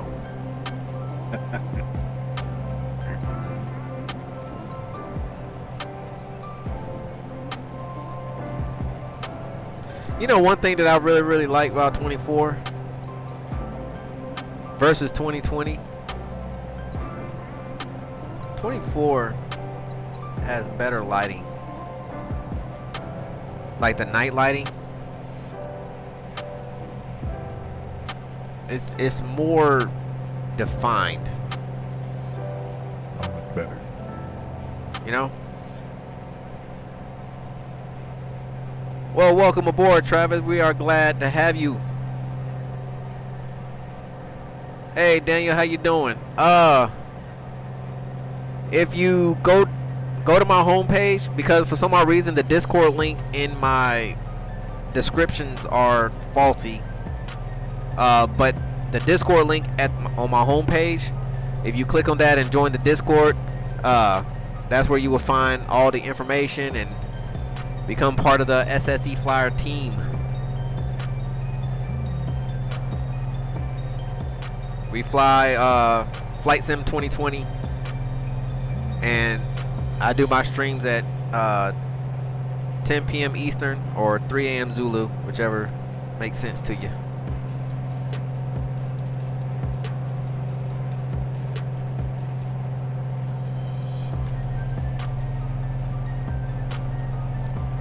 Who's gonna take the first one? Hey, Jose, you gonna take the first landing here? I guess. Oh man. Well, all depends what happened with Jack. Gotta make it buttery smooth. That's gonna be a greasy one. All right, we looking at it. So let me think. Yeah, I don't use I've never used X-Plane, Daniel. Now I know SaySim, he does. I don't know how. When's the last time Seth actually even used X-Plane? I can't remember the last time he used it.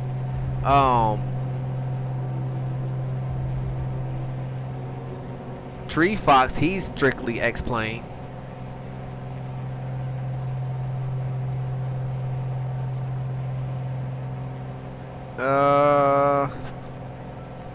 That's about the only people that I know that uses I used to X-Plane. fly X-Plane from X-Plane 7 to 12. I think I've tried X-Plane when they first came out. Well, I think X-Plane 10. I did the demo version. I was just like, I don't like it, and I uninstalled it about 30 minutes after I installed it. My first flight sim is the Microsoft one. My first flight sim was actually, I think, Flight Sim 95 Mine was 98. or 98. It was one of those. It might have been 98. That was my first one. Wasn't those like 2D? Oh, it was horrific. No, it was actually 3D, but weird 3D. Yeah, it was. I mean, back then it was like, oh my gosh, I can actually fly a plane on a computer. And then you look at it now, and be like, that was some humbucket right there. Yeah, actually the plane used to be just across in there. Yeah, it was rough. All right, I got Jack, I got Jose. I thought I saw Sauce just a second ago. He done dipped off again.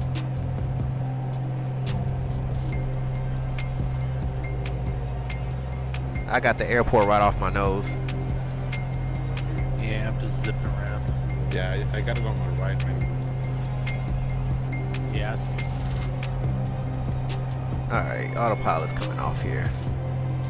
So it looks like Jose will take first leg down. Look like Jack is circling, losing some altitude there. And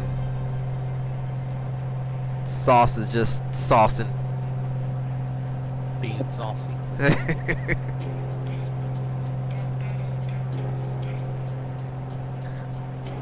I'll go last. Okay.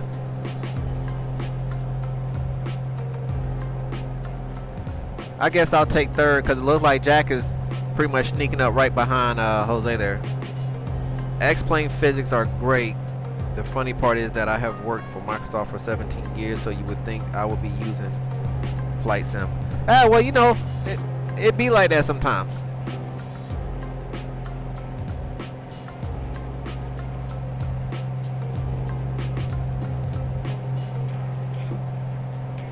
I mean, from my understanding, like, you know, everybody that has used X-Plane says that the flight model is far more superior than Microsoft, and I can't voice my opinion because I've never flown X-Plane. I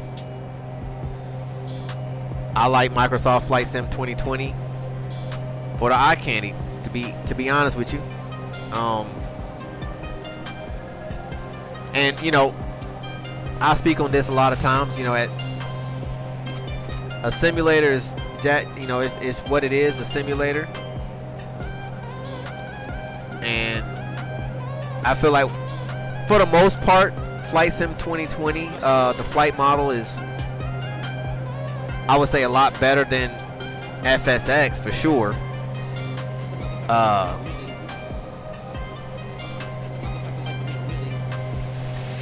And you know, so to have a basic understanding of flying while getting the eye candy, I think that's that's where Microsoft kind of won my pocket.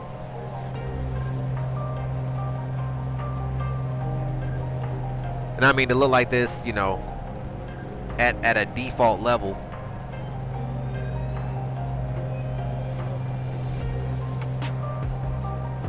Speed check gear is coming down. I got jack off here to my right.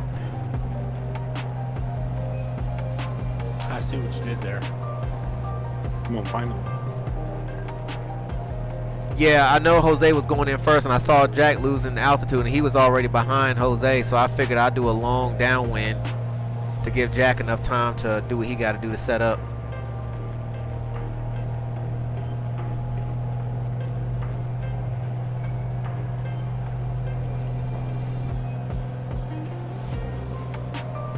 It's nice out here. Yeah. Very pretty. I can imagine what you like at night. Probably amazing.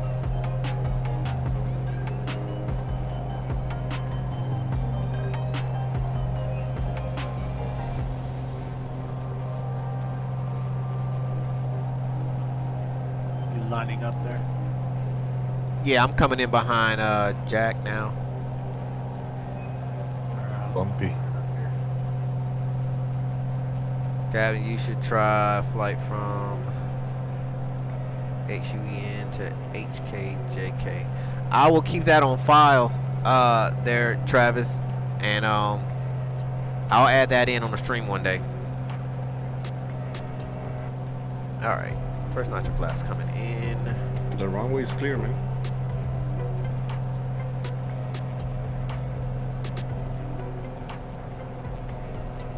All right, so Jose is cleared. Jack is short final. And I'm right behind.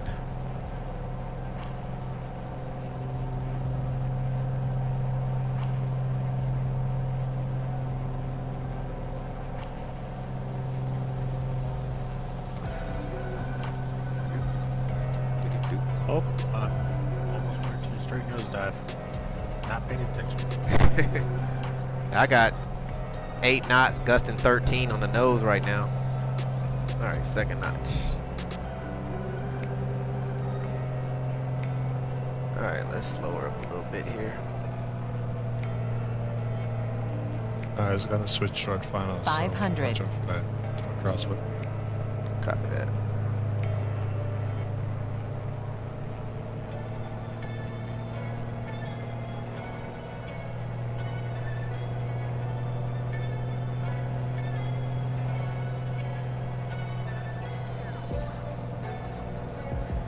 Gears down, flaps down.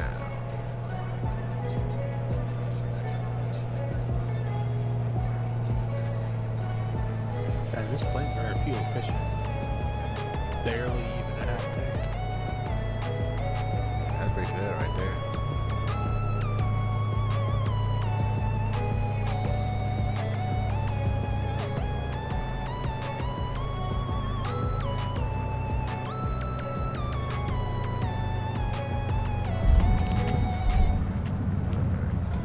I'm gonna butter this. That was, I would consider mine a solid butter. You know? It was butter, but I've had better. Frozen butter. Yeah, you know?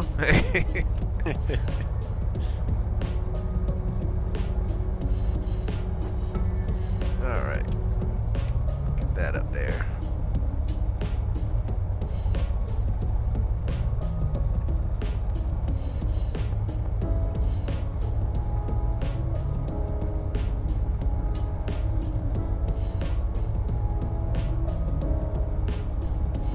No pressure, no pressure. Oh, that was silky smooth. It looked like you bounced over here on my screen, but I ain't gonna say nothing. Really? It might have just been my screen and how I was looking at it. It looked like a bouncy bounce. Ooh. Ooh. I keep forgetting how strong these brakes are. I almost smashed the nose of the ground from braking. Oh. That's right, you and the tail dragger. Yeah.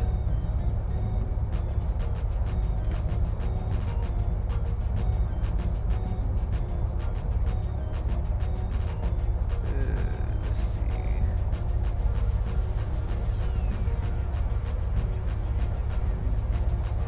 I don't remember if this plane has a damaged physics for the prop.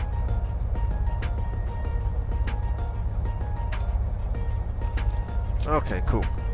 I would love to join you when we'll be doing that flight. Oh yeah, definitely, Travis. I'll let you know when that come in. I'm trying to finish out my Caribbean tour here.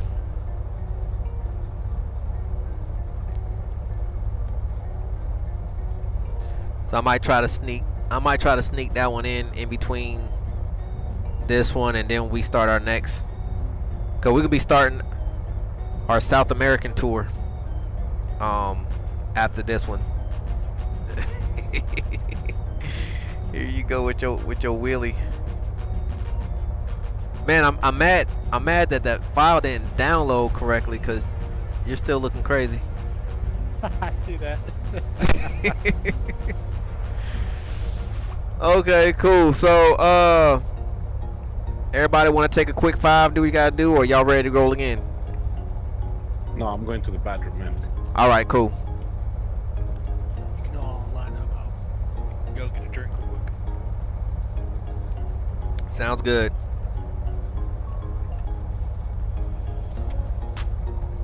Oh man. Yep. Let's do some let's see here. See what we got going on here.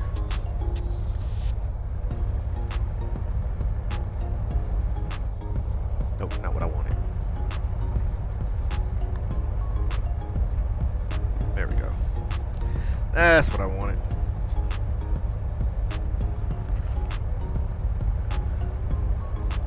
Oh, let me turn that off real quick. And we'll open up cow flaps.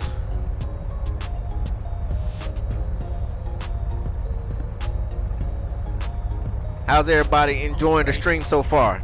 Hit that heart. Let me know y'all enjoying what you see so far.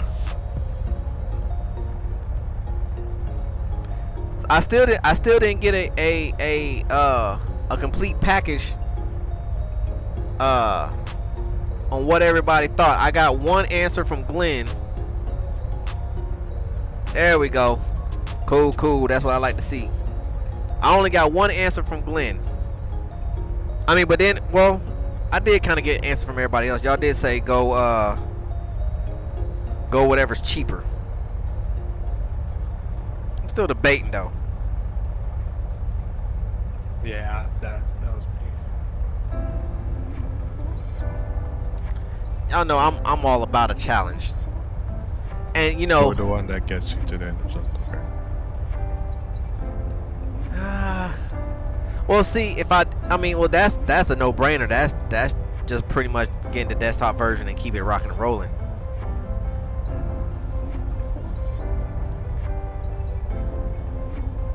But I don't know. I kind of want to vibe out on the build. You know what I'm saying? Like, I want to challenge myself to see if I can do it. I think that's what's really getting me stuck in between the two decisions. Because having actual physical gauges, you know, I think it'll change the dynamic of the whole cockpit. Because of course I will backlight those as well. So now I'll have different. I'll have to add another dimmer switch just for all the backlighting of all the gauges. I'm switching out plans. Copy that.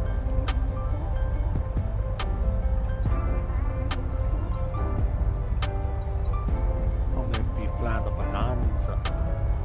I should go over to the I should go get some fuel. How We got 130 nautical miles left.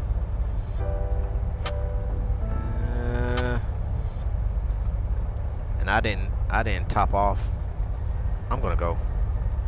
Where's the fuel? Where's the fuel pumps at? Oh. While everybody's doing that, I'm gonna go find me some fuel real quick. Where are the pumps? Where are the pumps?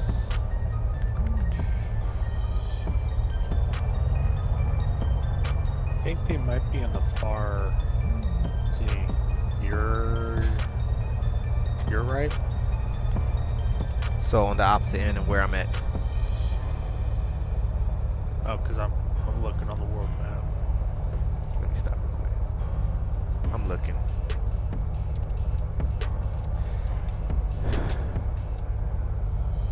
That would be cool if they implemented that into like the charts, you know? On fuel. Yeah, like where the fuel pumps are. For GA airports, yeah, but for international, They just come up Don't with the have- truck. yeah. Where's The truck comes to you. Okay, so I'm gonna go back to my parking spot. Me, I'm ready to go. our destination? Say what? Where are we headed next? Mike Hotel Tango Golf. Got it.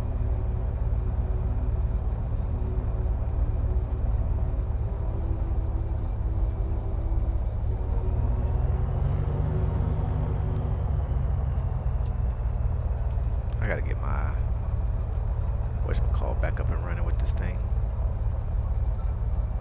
Hey, Carbo, is your transponder and all that stuff's on? And like set to altitude? Yep. It's weird that you guys aren't seeing multiplayer traffic. Like I said, I can pick up AI traffic, but for some odd reason multiplayer doesn't work. I don't know why. Let me tinker with this thing for a second here.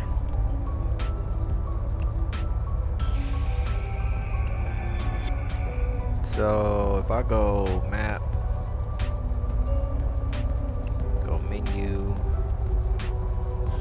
and I'll do traffic, all traffic within 25 nautical miles, and map overlay. I do have. Let's do terrain overlay. I see that. I should have had that on. I don't know why that was off. Okay, and let's do this on the.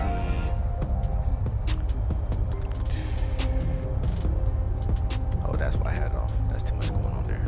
Map setup. I'm ready when you're ready. Eh? I think we're waiting. Oh, nope, he's in here. Everybody's ready to go? Yep. Well, I am. Sir. Alrighty then. Well, I'll play with it some more then. We got 130 miles to go. This ain't gonna take but 30, 40, about 40 minutes. Alright. Let's get on out of here. I should be able to finish the rest of this out. Alright, runway 10.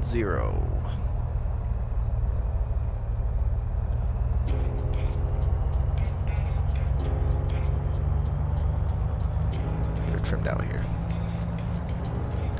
Where's notch flaps coming in? Go ahead and take this next leg on out.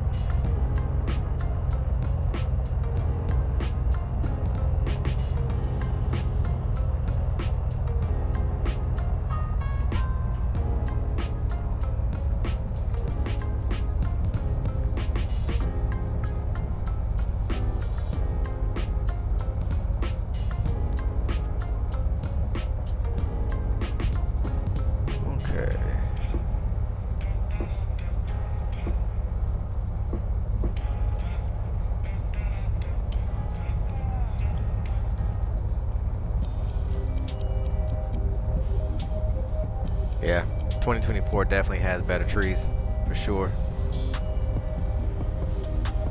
Way better trees. 100%. Alright, landing lights and strobes are coming on. Trim is set. We are clear.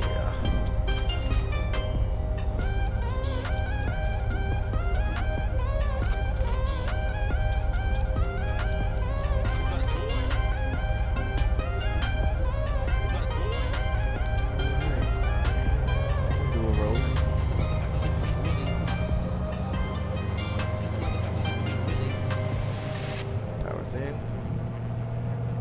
Oh. Pick up some line here.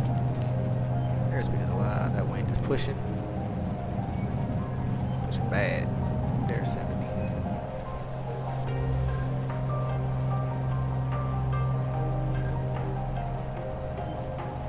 Alright, other rate gear is coming up.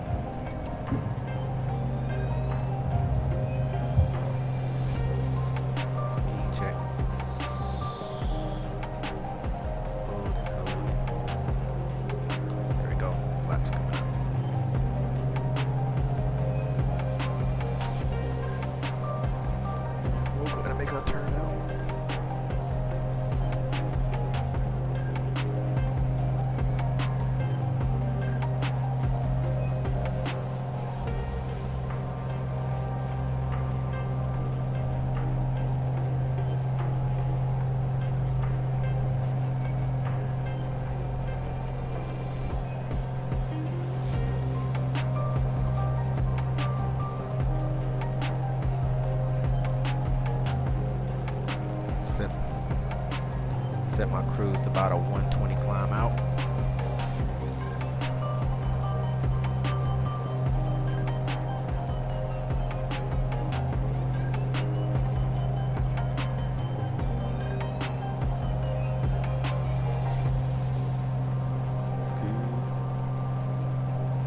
And let's see here. A little bumpy up here around 23.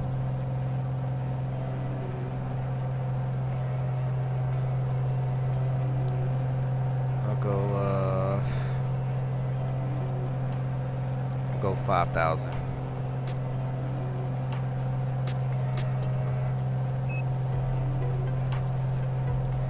And nav.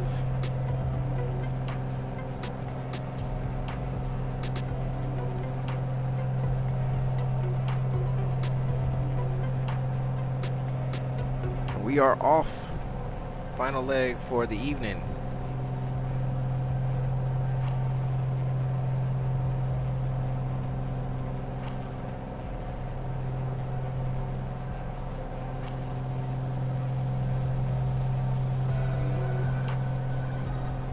So you're going 5,000, so I can go 6,000?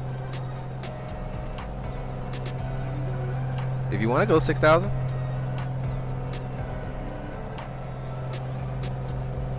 I was just looking at the terrain. I might have my Navigraph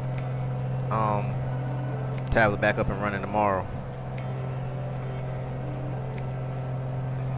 I mean, but looking at the course that we have going on, and I see clouds up ahead too, so I might have to climb up above that.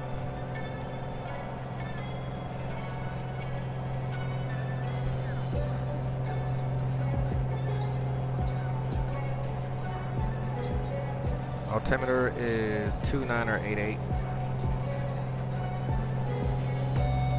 We'll roll your deck.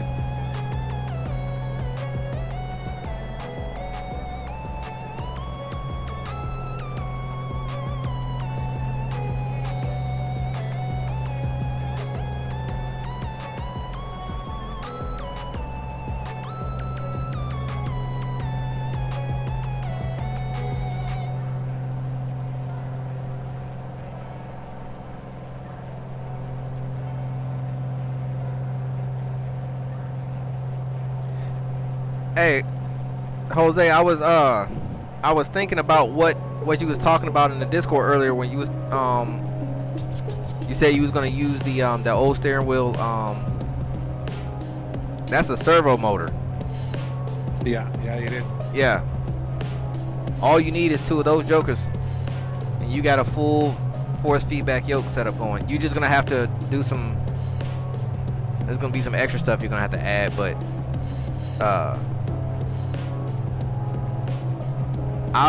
there's a Discord that I'm in. I already have all the STLs for what I need to make it fit on my yoke. Oh, nice. Oh, then you said then. There's this program or a software that allows the motors to communicate with Flight Sim for force feedback, and I can't think of the name of it. There's actually a few of them out there, but there's one in particular that comes to my head. I just can't think of the name of it right now. But one thing I like about this one is that you can set it up like there's different settings within the software as far as like how much feedback you want according to what, you know, so like the ground roll, the turbulence, you know, etc.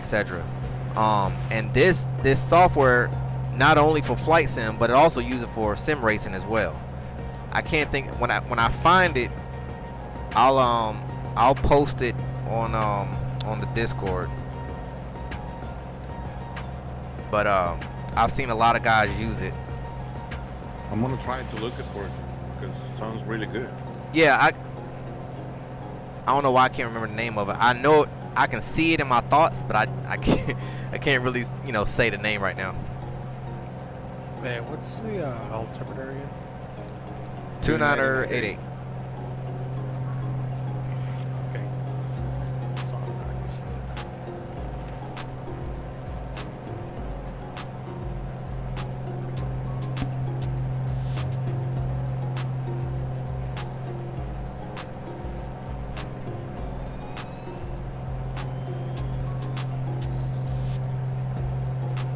There's this guy, I want to say he was the one who actually created the Discord. I can't remember, but I know either last year or the year before.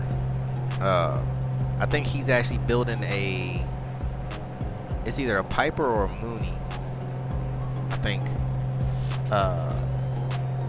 But like a real 1-to-1. It's the real thing, and he's applying force feedback to everything. He actually created his own control board pretty much, and there's a Discord and there's a gang of people that in there. It's like an open source thing for force feedback, so not just for flight sim, but you know, for sim rigs and, you know, people who build their own things. Man, tons of information and knowledge when it comes to implementing servo motors and all of that good stuff.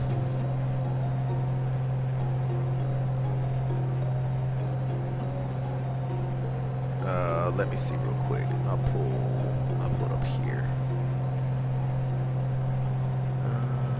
Open FF board is the Discord. Hey, Springbok, how you doing? How you been?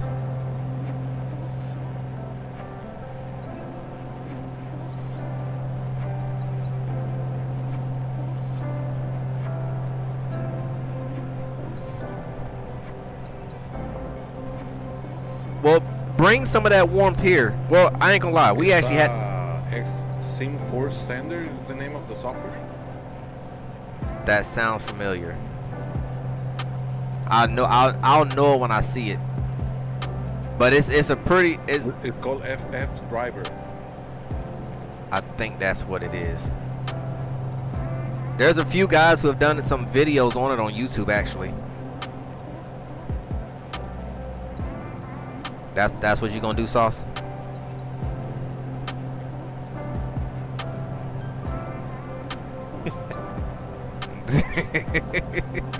Yeah. It's got a skin, I think. I see. 80 degrees. We got up to We was up to about 70 degrees today. So that's nice. That's right where we want to be here where I'm from. Even though it don't stop there, but you know, this we've been in some pretty hellacious weather this winter. It's been pretty brutal for us. So today was nice. Everybody had their tops down, windows open, people washing their cars, and you know, it was a beautiful day. So I think Mama Nature is slowly bringing us back into spring here. I know time changes next week, I think what time rolls forward on the 9th, right? I think it is.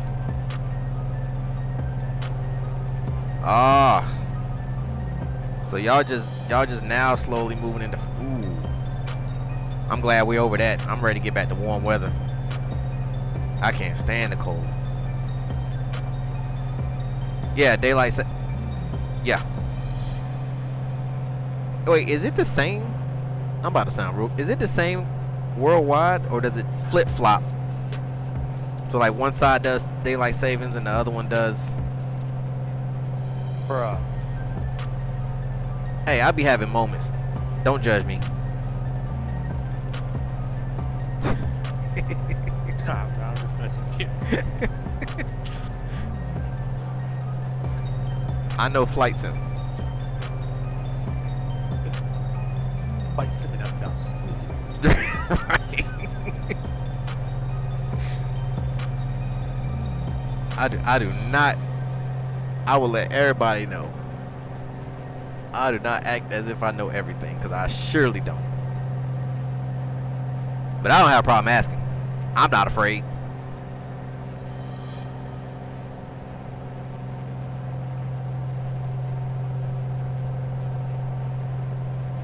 Yeah, see, I heard about that, and I want to say that actually there's actually a few states that already implemented the whole, they just did away with the whole thing. I'm just like, why don't they just make it nationwide and be done with it? In flight from HUN to HKJK, and explain right now, do you ever use any of the ATC apps, Vpilot, vatsim, SayIntentions? I use SayIntentions mainly, Daniel. I do use vatsim from time to time. I've been on Pilot Edge's radar for the longest. I've just never stepped foot into it yet. So mainly SayIntentions is where I'm at.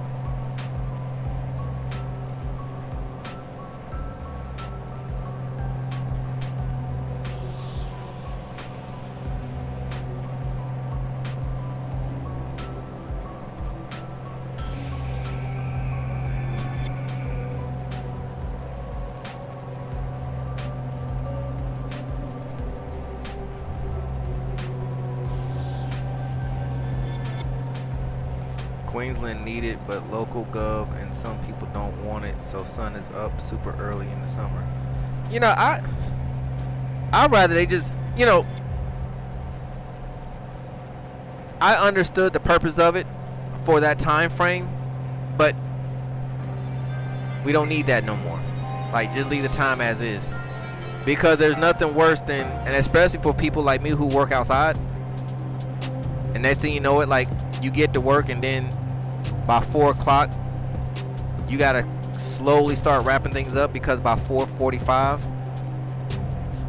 you crank up your vehicle and you get in, and by the time you get to the stoplight it's dark. So like the other half end of the day is gone. Like you're missing out on 4 to 5 hours of work, and for what?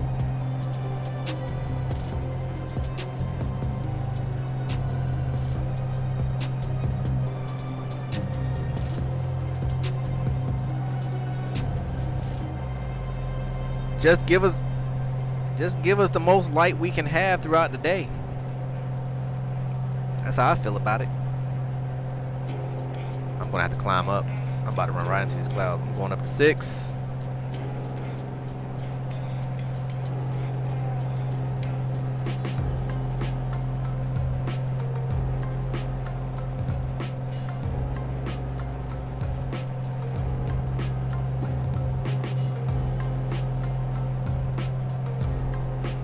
Well, I mean, you got good weather.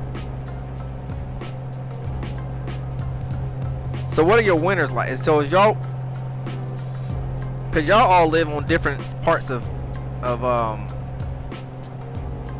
Australia. So do y'all get like just cold during the winter, or do y'all get like this is stupid cold?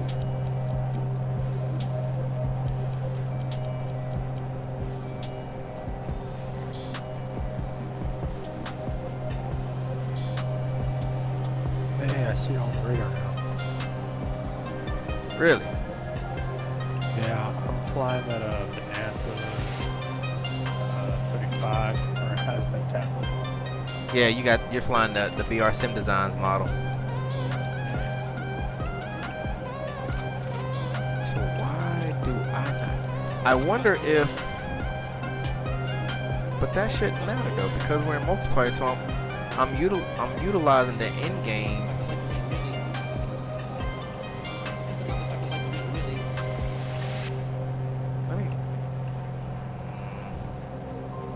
Because I should be seeing traffic even on the map, but I'm in traffic and I'm seeing absolutely nothing. I think it's being blocked by SayIntentions. I don't have SayIntentions running.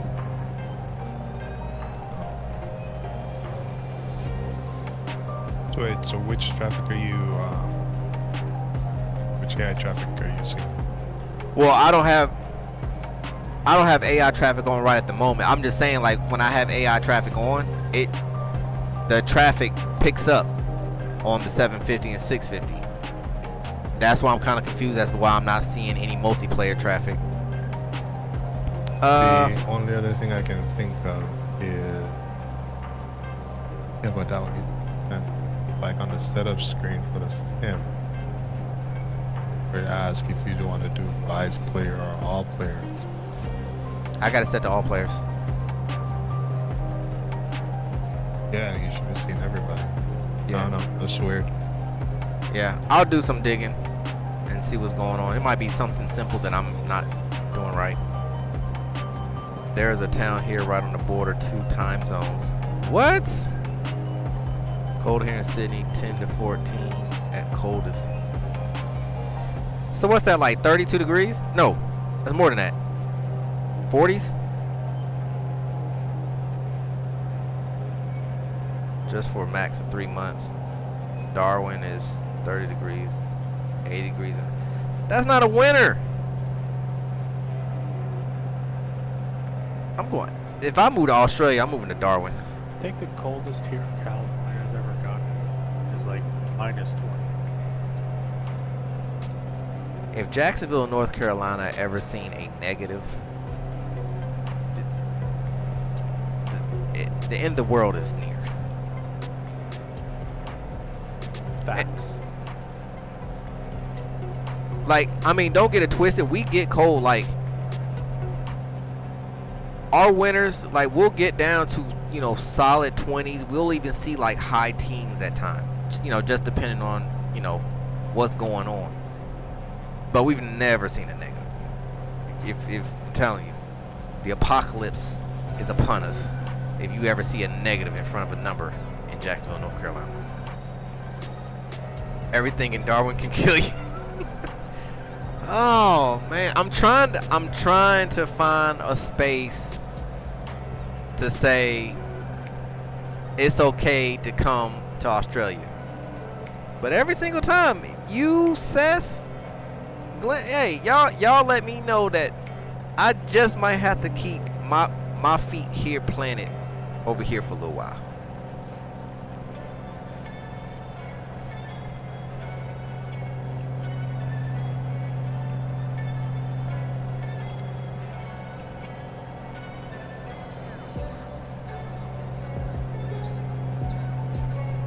And then it's crazy too, because you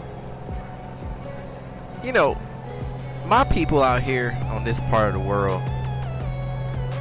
they don't take too kindly to bad storms. So we had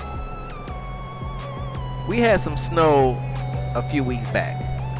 Okay, no harm, no foul. All right, cool. We don't really get snow, so you know, anytime any storm outside of the norm here, and you would think that the world is coming to an end. I mean, if they say a chance of ice, people will literally ramshack the stores, will buy all the eggs, buy all the bread, buy all the milk, buy all the juice.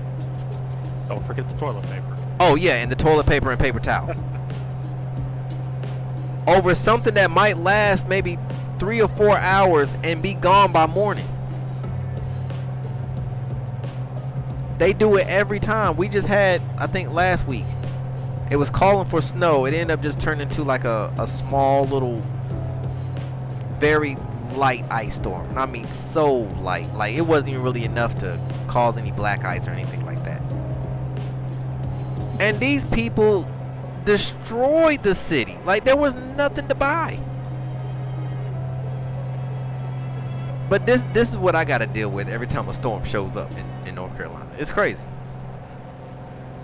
Crocodile Dundee. Oh man, that's a classic right there, Springbok.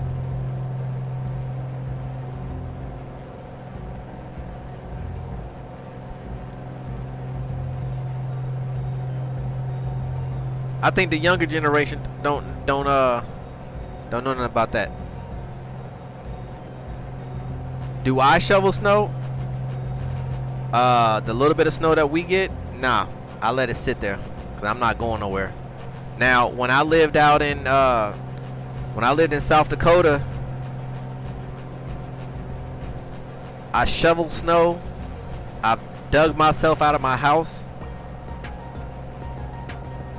That's you beneath me, Jack? All three of y'all are ahead of me. Y'all are rolling. Oh, I see you back there? I see all three of y'all. So it looks like Sauce and Jack is beneath you, Jose. Okay.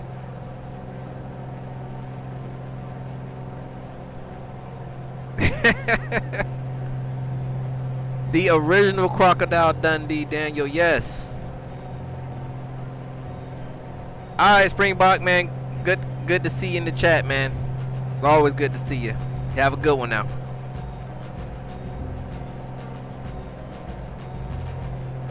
We got some clouds up here. Yeah, I'm looking. I'm almost Yeah, a few of them. Really, really bad clouds. I'm almost tempted to climb up. I'm going up again. I think I'm just gonna climb up to like 10. Yeah. And they feel like scud running.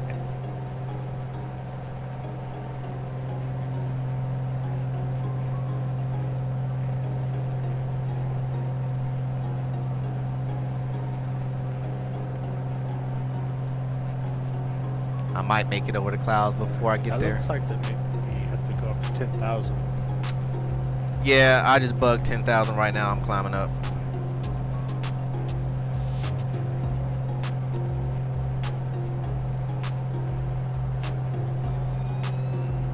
I don't know if I'm gonna make it.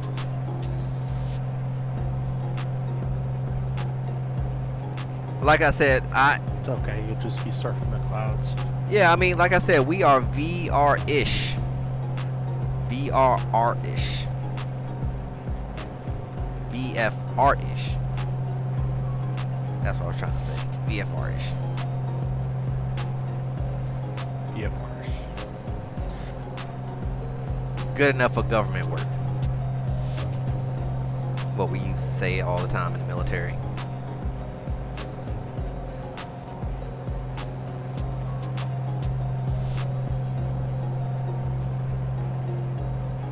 I'm not gonna make it. I'm almost there, but I'm not gonna make it.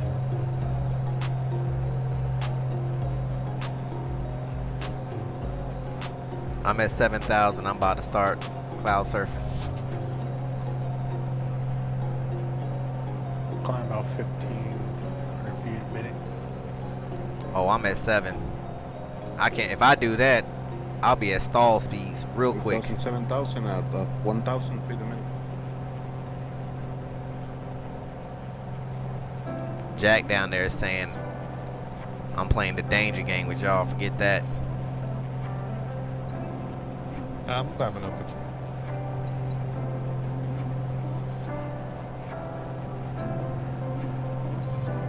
I don't even think this plane has anti-ice.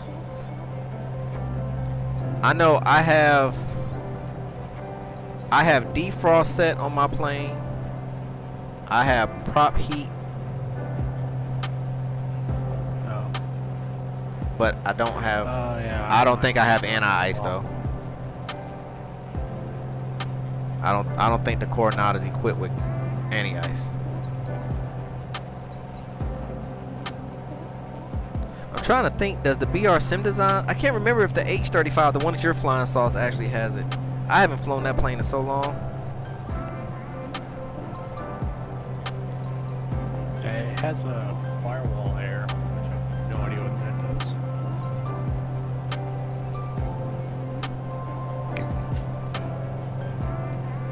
Exhaust. Or using the exhaust to heat up air piping.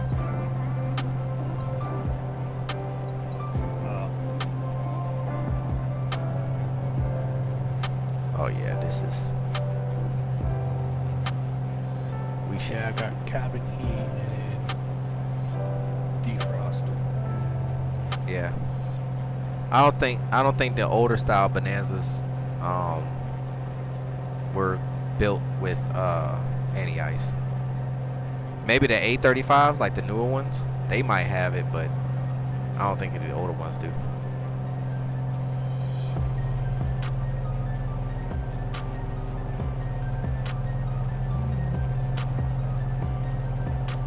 We got a 8,500. bad bunny over here in the people meeting.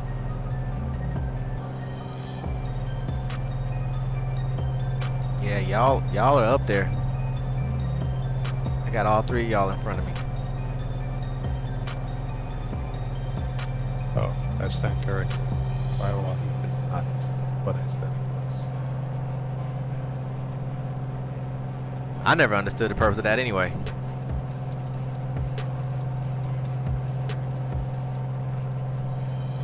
I kind of thought of what you said it was, Jack. Cabin heat is what that is.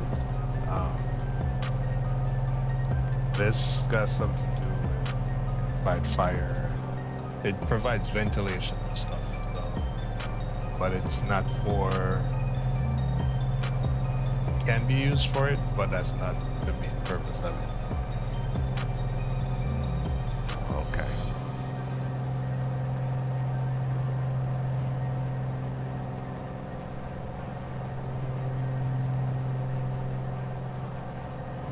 Yeah, 10,000 ain't gonna be enough. You're gonna be surfing. Alright. Take it to 12. I know I'm gonna have to start scaling back on my V speed though. So I keep my speed up. Yeah, I'm gonna wait until I speed up too before I actually start climbing again. I got my V speed to 400 right now. That'll give me a little bit more boost. Look like I'm right around 123. I might peak out about 125.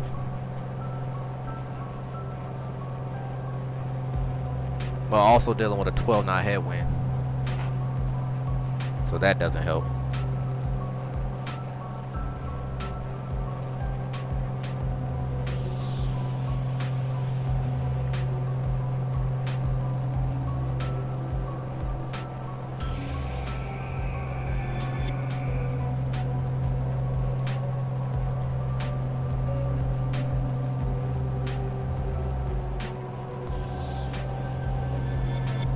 The other day I was doing an experiment.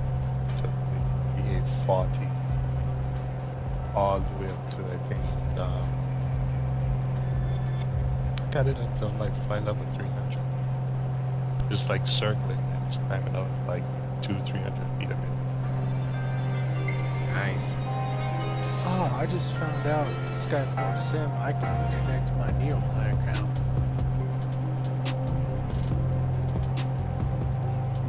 What, your Airbus? Oh, that is cool. Yeah. Nice. We got Bad Bunny off here to the right, y'all. And a P180 at 23,000. Yo, I heard that thing's fast.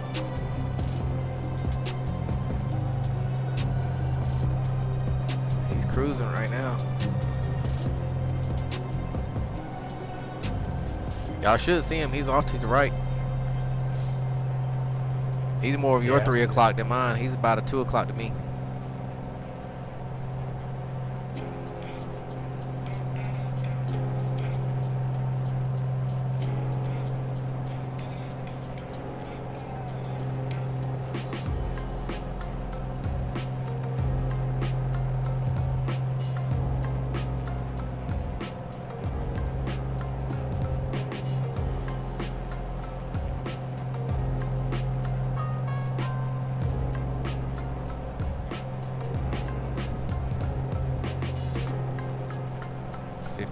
Miles to go. Will I have what it takes to make it with the little bit of fuel that I have left? Nah, I think we're good here. I'll just be cutting into my reserve, which is not good, but it's the whole point, I guess.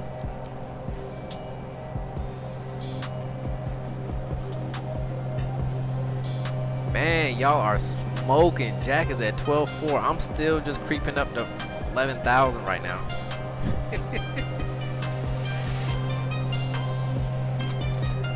Scared to give us some gas. I ain't got nothing left. I'm giving it everything I got. What do you got your prop mark? I'm at 26 right now. Well, that's why. I got mine at 70. I got mine at 50. Your prop? Or your Yeah. mixture? My prop. Oh, my prop too.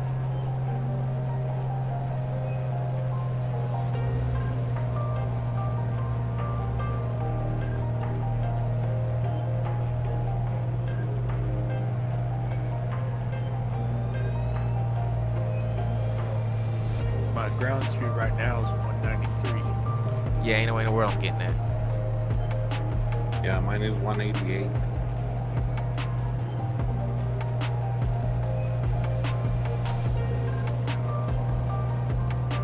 If I was to fly a little bit higher, maybe 1,500 feet, I could probably get like 200 something knots. Yeah, I'm not getting none of that.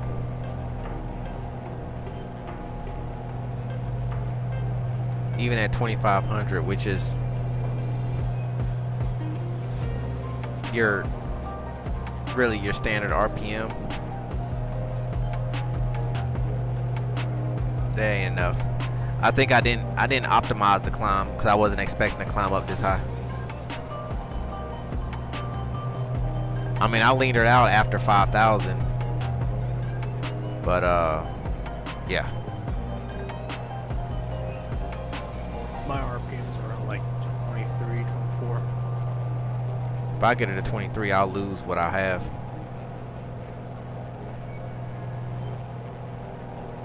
I mean, even now, I lost a little bit just doing that.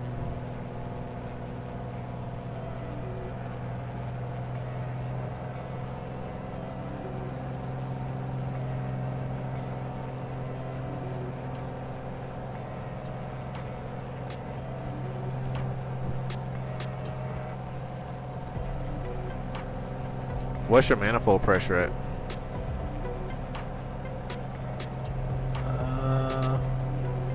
18. Yeah, that's about where I'm at. 18.4.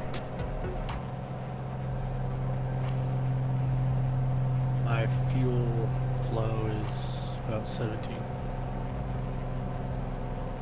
Oh, you burning. I'm leaned out. I'm doing about 13 right now.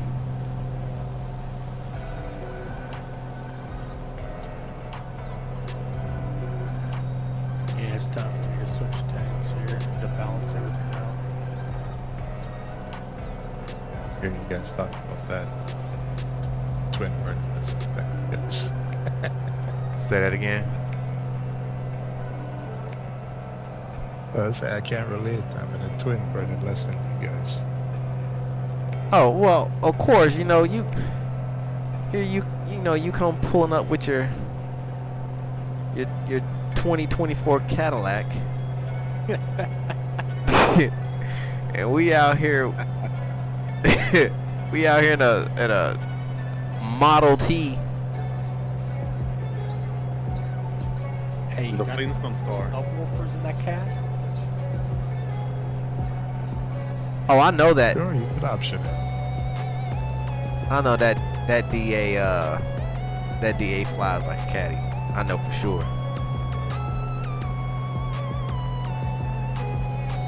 Unless it's a turbo, you would expect manifold pressure to drop with height, even high enough.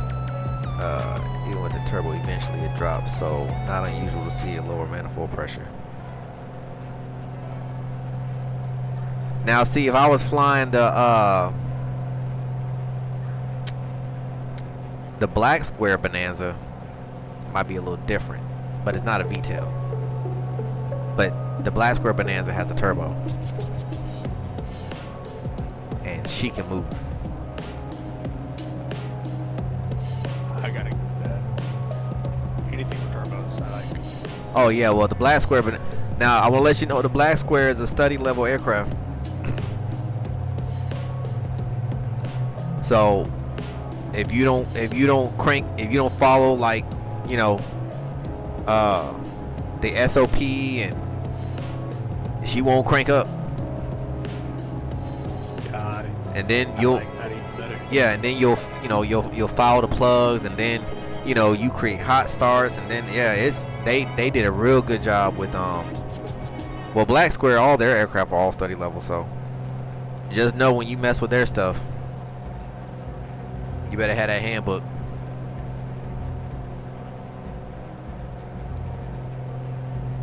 It took me the longest just trying to figure out how to crank the thing up.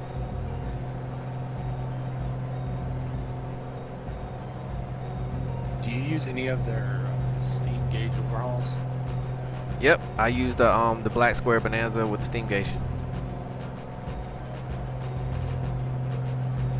I haven't flown that aircraft in a while, but I got it in the hangar.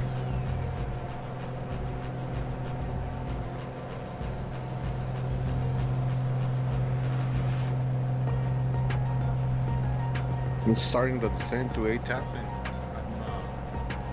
27 miles away. You're 27 miles away. So y'all 10 miles ahead of me. I'm still 38 Yep, miles out. almost there.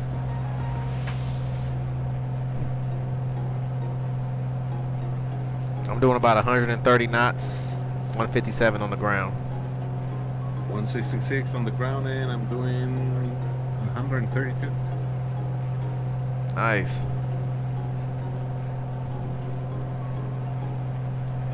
I don't even know the ceiling of this Bonanza, to be honest with you. I've never taken it to its max.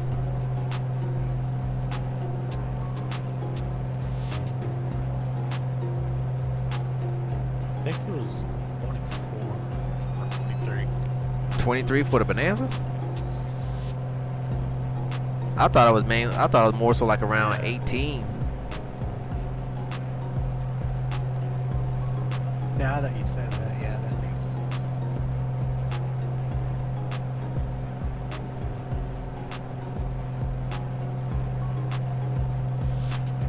sense. Shoot, 24,000. I'm gonna need some oxygen mask in this thing.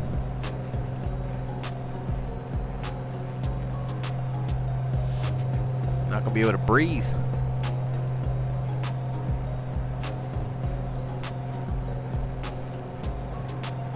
Pressurize that cabin.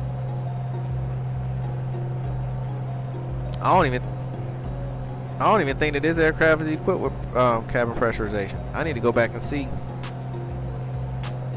Like there's like little things that I would like to add, and I'll eventually add them as time go on. Like, Nah, it's not. I wouldn't think so. I don't. What they don't really start adding. You don't really start getting cabin pressurization until you get. Okay, we're going to runway 02, I believe, and What runway you calling? is that 02? We have the winds are at 340, 10 knots.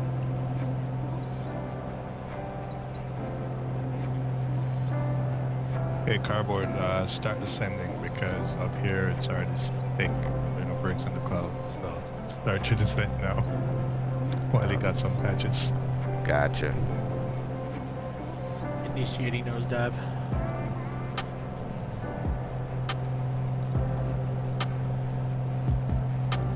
You would need supplemental oxygen, I think, above 11,000.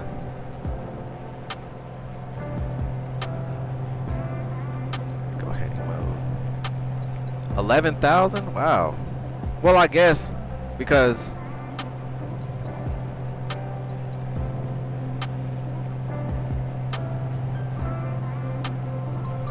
Descending 5,000 feet per minute. I'm trying to cut through these Break your wings off. Damn.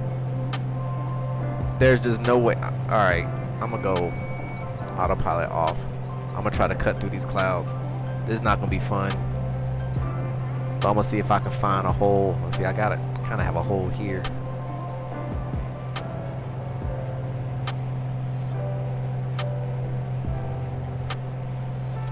Do any of these aircrafts come with supplemental oxygen by default, Glenn? Or is that something that you have to like purchase and add to your plane?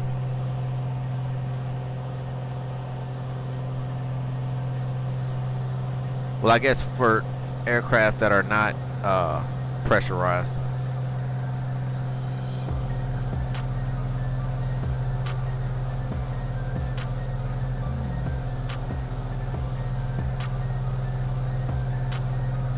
Surprised I didn't stress the aircraft yet. I was able to find me a hole.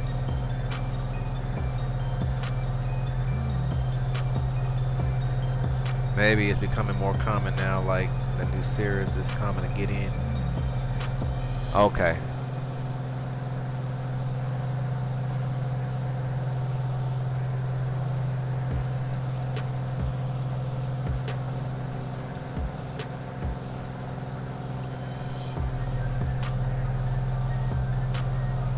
Does anybody have the runway altitude? Because it definitely don't look like it's at sea level. Well, the last altitude is That goes before 3,000. you see the runway is 6,700 feet. That's 5 miles. 6,700 feet. Airport elevation is 33,000 feet. 3,000. Okay. and 6,000. Copy. You can buy little bottles and oxygen and flow equipment even if your aircraft comes with it inbuilt. Ooh, wind turbines up here. Okay. Well, that's good to know.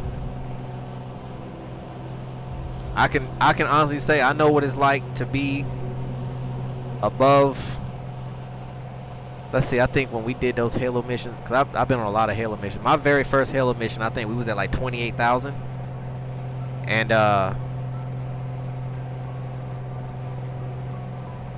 never forget, my load master was like, hey, you should put this oxygen mask on. I'm like, man, I got this. I'm alright. I can breathe.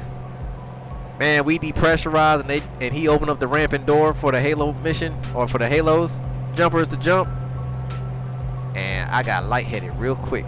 Yeah, when I woke up, he was standing there with the oxygen mask just laughing. I missed the whole thing. But I got good at it afterwards though. I learned how to control my breathing and all that good stuff. But yeah, 28,000. Whew. It's amazing how thin the air gets even at 28.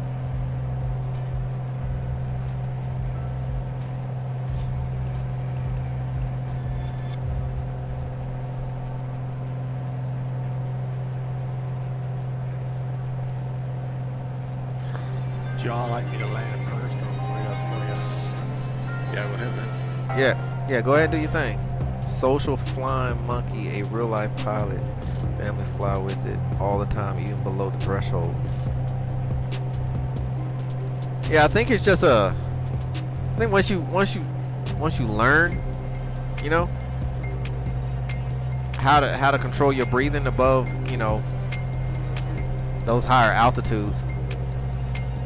But I think when you're not used to it, yeah, you'll end up like me and pass out.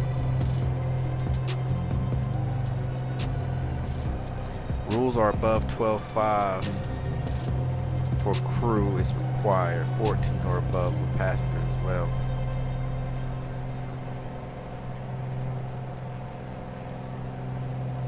Well, what I find so crazy is the process of going from a pressurized aircraft to a depressurized aircraft.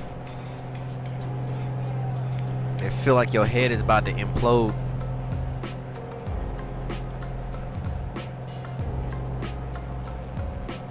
But I think that also matters, you know, on how fast, you know, the pilot depressurizes the system. Like, you know, instead of just dumping it, you know, you wish that's never a good thing because you can pretty much implode the aircraft, of course, but, you know, set it up to where it depressurizes per, you know, whatever all the scientific rules and stuff is. That way that by the time it's completely depressurized, you ain't really notice it.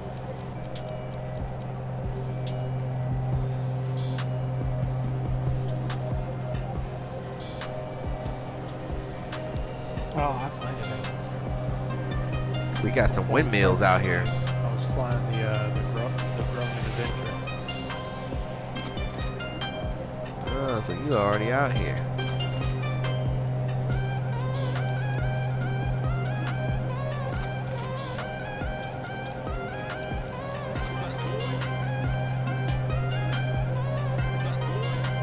Yeah, airline is all that. It's automatic, I guess.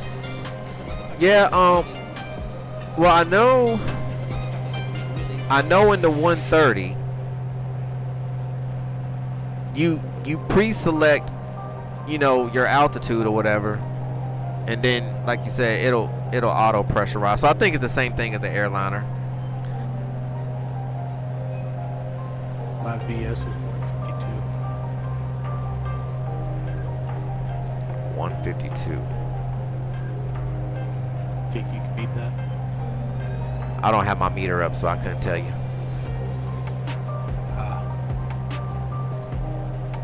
I'm gonna try. I think I could though. I'm gonna have to turn that thing on. I'll try to turn that on for the next flight. What's the runway again?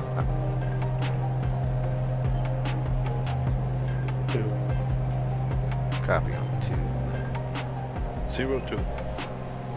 02. Yes. Where'd you guys disappear to? I saw y'all before. I see Sauce. He's already down there. Y'all was off to my left. I just don't want to cut nobody off.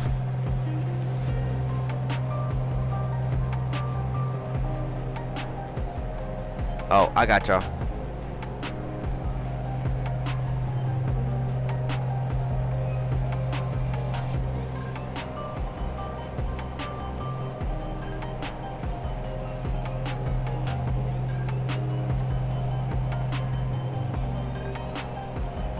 Alright, let's go visual 2. Activate that. Oh, I also remember landing a Airbus A20 here too. Yeah, you can actually land a 757 here.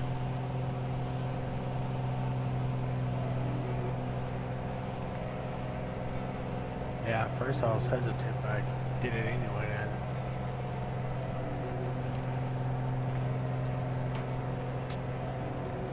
Pretty good landing.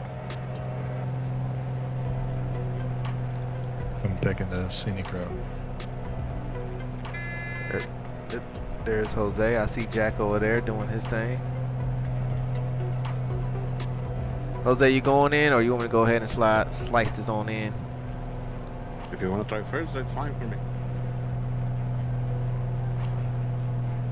Okay. Unless Jack beat me to it. Jack went around that hill there. Going down. Big time. Can't see nothing, but I'm still looking for the field. I see Sauce, I'm in but my drone. Watch your landings. I don't see the field yet.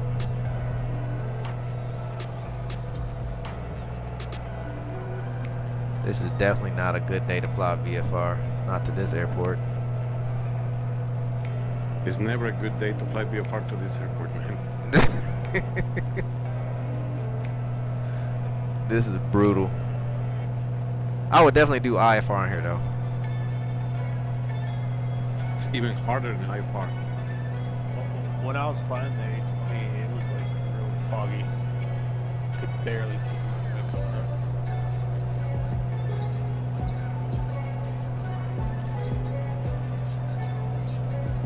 Yeah, but 320 is cleared Cat 3, isn't it?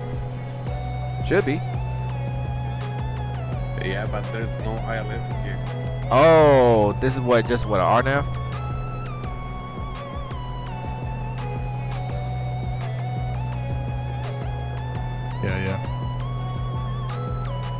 yeah. Yeah, that's not too good there.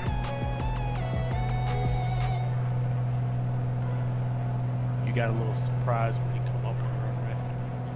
I'm still looking for the field. Okay, I got it. It's right in front of you. I see it.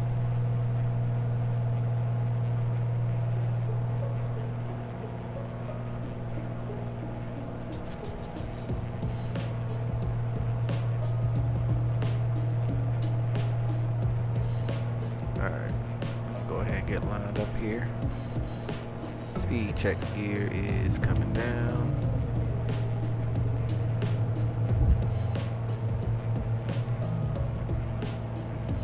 Propagation forage. First notch flaps coming in.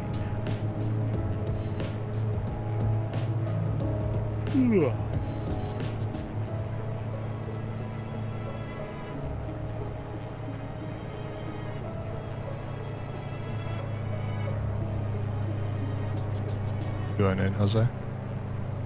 Second I notch have flaps. the runway in front of me. I don't know if Card is gonna try first. Yeah, I'm going in now. I'm slipping in. Yeah, he's I was in. coming in high. Pull up. All eyes Pull on up.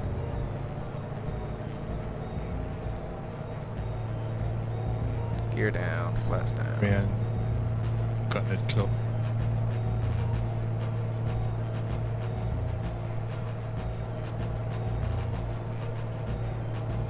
Okay.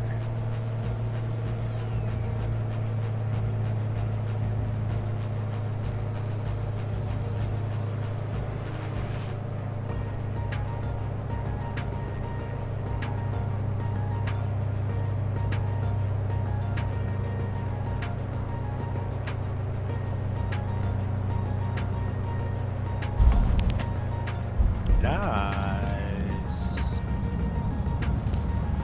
You like that? That was smooth. Alright, we can see Jack's up to.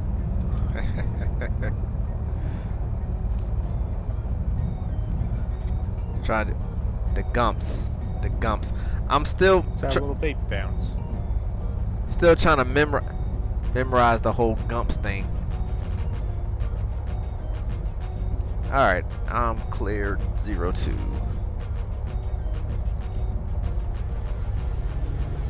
Oh, y'all already down. Uh-oh. Jose, you all right? I think it's Alright, leading okay. the way. Whiskey throttle there. All right, flaps up. Landing lights and strobes are coming off. That's about it. I was trying to get off of that runway quick for you.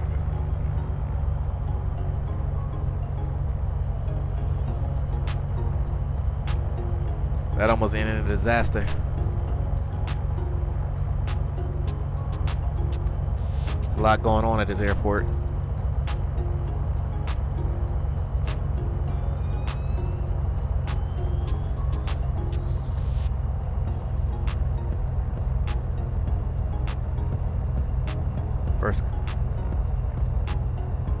lot to learn. Where everybody at? Okay.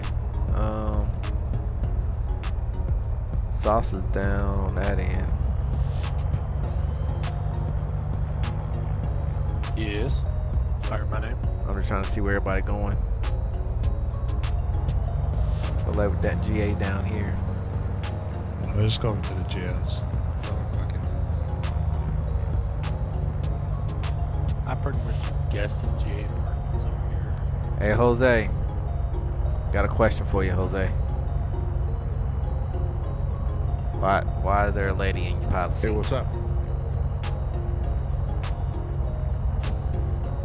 So was that really you flying or was it a lady flying? We need answers. No, it's me. It's really me. The problem is she's standing right next to me with the whip. Hey, I got my girl next to me.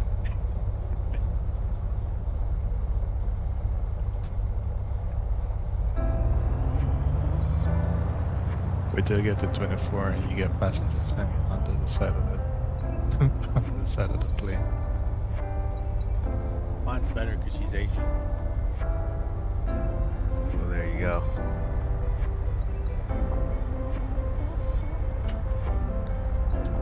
Cool. All right.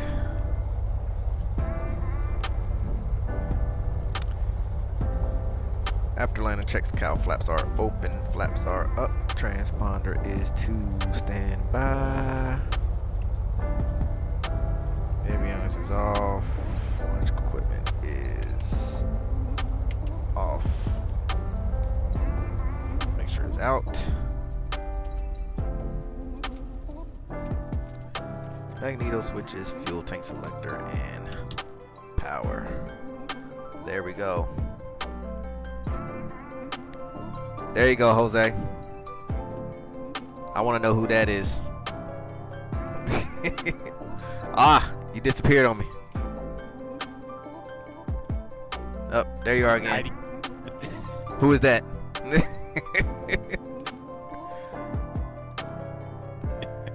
Well, cool, man. Hey, another fun flight in the books, I must say.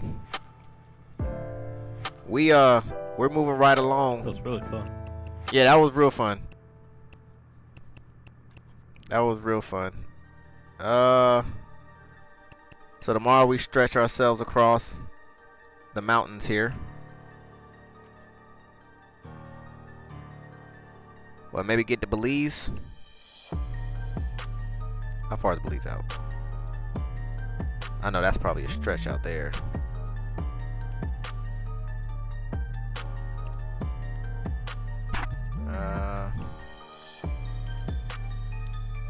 Let's load that in just to see how far that is. Where are we at right now? We are Tango Golf. Let's remove that.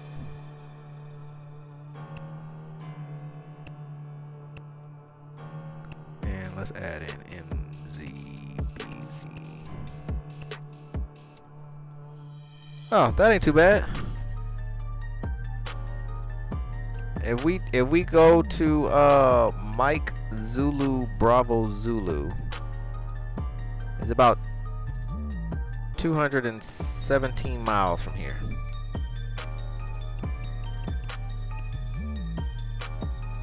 Not bad. So we Yeah, can, it's actually gonna be the middle airport. Well, it's gonna be in the middle of the way to Cancun. yeah, that's what I was looking at. That might be a good week. So we could fly that tomorrow. What's that, Tuesday or Wednesday? Wednesday. I've been losing track of days. Yeah. So we fly Wednesday. that tomorrow, and then we'll be hitting Cancun Thursday. And then Friday we could we'll take off from Cancun and head straight to Key West. Sounds good. And then if everybody's up for the challenge, I mean, Key West ain't that much further from Miami exact. We can go ahead and finish it out Friday night and go ahead and wrap up this tour. And then Let's do it. take a break and then be ready to rock and roll for Monday. I gotta start building a flight plan up for that the South American run. So I'll go ahead and get that flight plan loaded in. So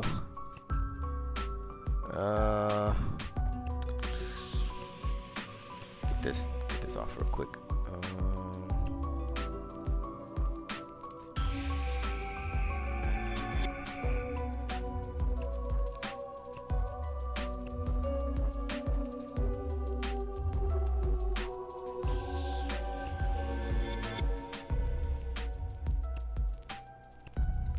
It's always weird when I'm trying to remove the invalid flight.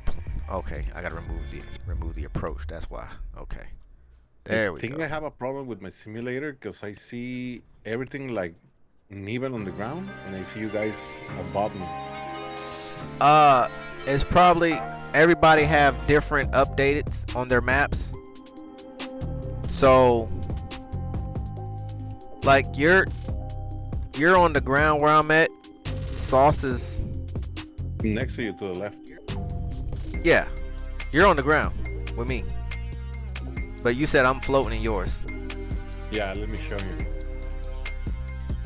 So it's probably just like I said, everybody's using different maps. And everybody have different updates. So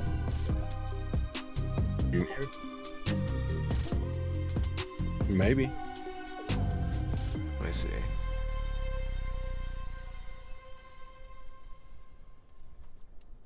Yeah. That's weird. That is weird. Yeah, really weird. And check the terrain. Right here, it's not like that. It might be. Yeah, that's weird. Do you have 2020 all the way? Well, you would have to kind of have it all the way updated because they won't even let you fly if it's not updated.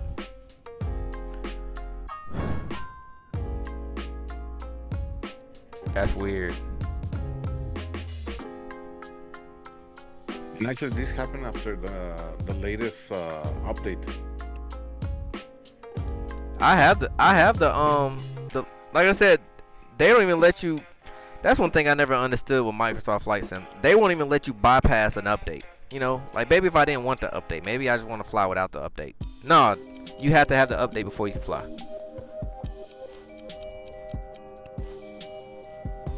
So let's store that. So everybody got the flight plan for tomorrow. I forgot to load it in for tonight. I'm gonna go ahead and load it in. So we start off here, Mike Hotel Tango Golf, and we are headed to Mike. So we're going to Belize, right? Yeah, Mike Zulu Bravo Zulu.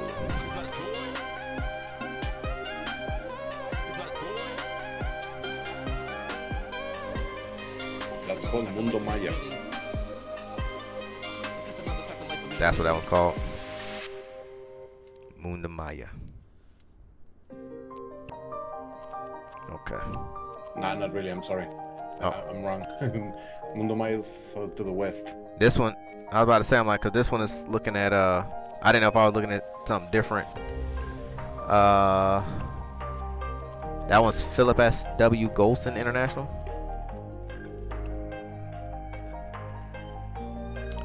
Okay. So all that's loaded in. Yeah. Cool. All right, y'all. For everybody in the chat, I enjoyed it. If y'all liked it, show me some love down there and hit that heart. We'll be back tomorrow to continue on. We're trying to get ourselves back up to Miami Exec, where the tour started about a week or so ago. So if y'all want to see this all the way through, tune in tomorrow, 3 a.m. Zulu, 10 p.m. Eastern Standard Time, and we'll be back. If you want to fly along, make sure to sign in on the Discord, get yourself set up with your headset. If you need some help getting all that set up, don't hesitate to reach out to me or anybody in the Discord, and one of us will help you get things set up to be able to fly along. That's all I have for everyone tonight. If anybody else have anything else to say, speak now or forever hold your peace. Don't forget to like his video. And click the like button. There you go. What they said. If you haven't subscribed, please do so. If you watched it this far, you like the content. That's all I got for you. This is Cardboard Sim. Signing out.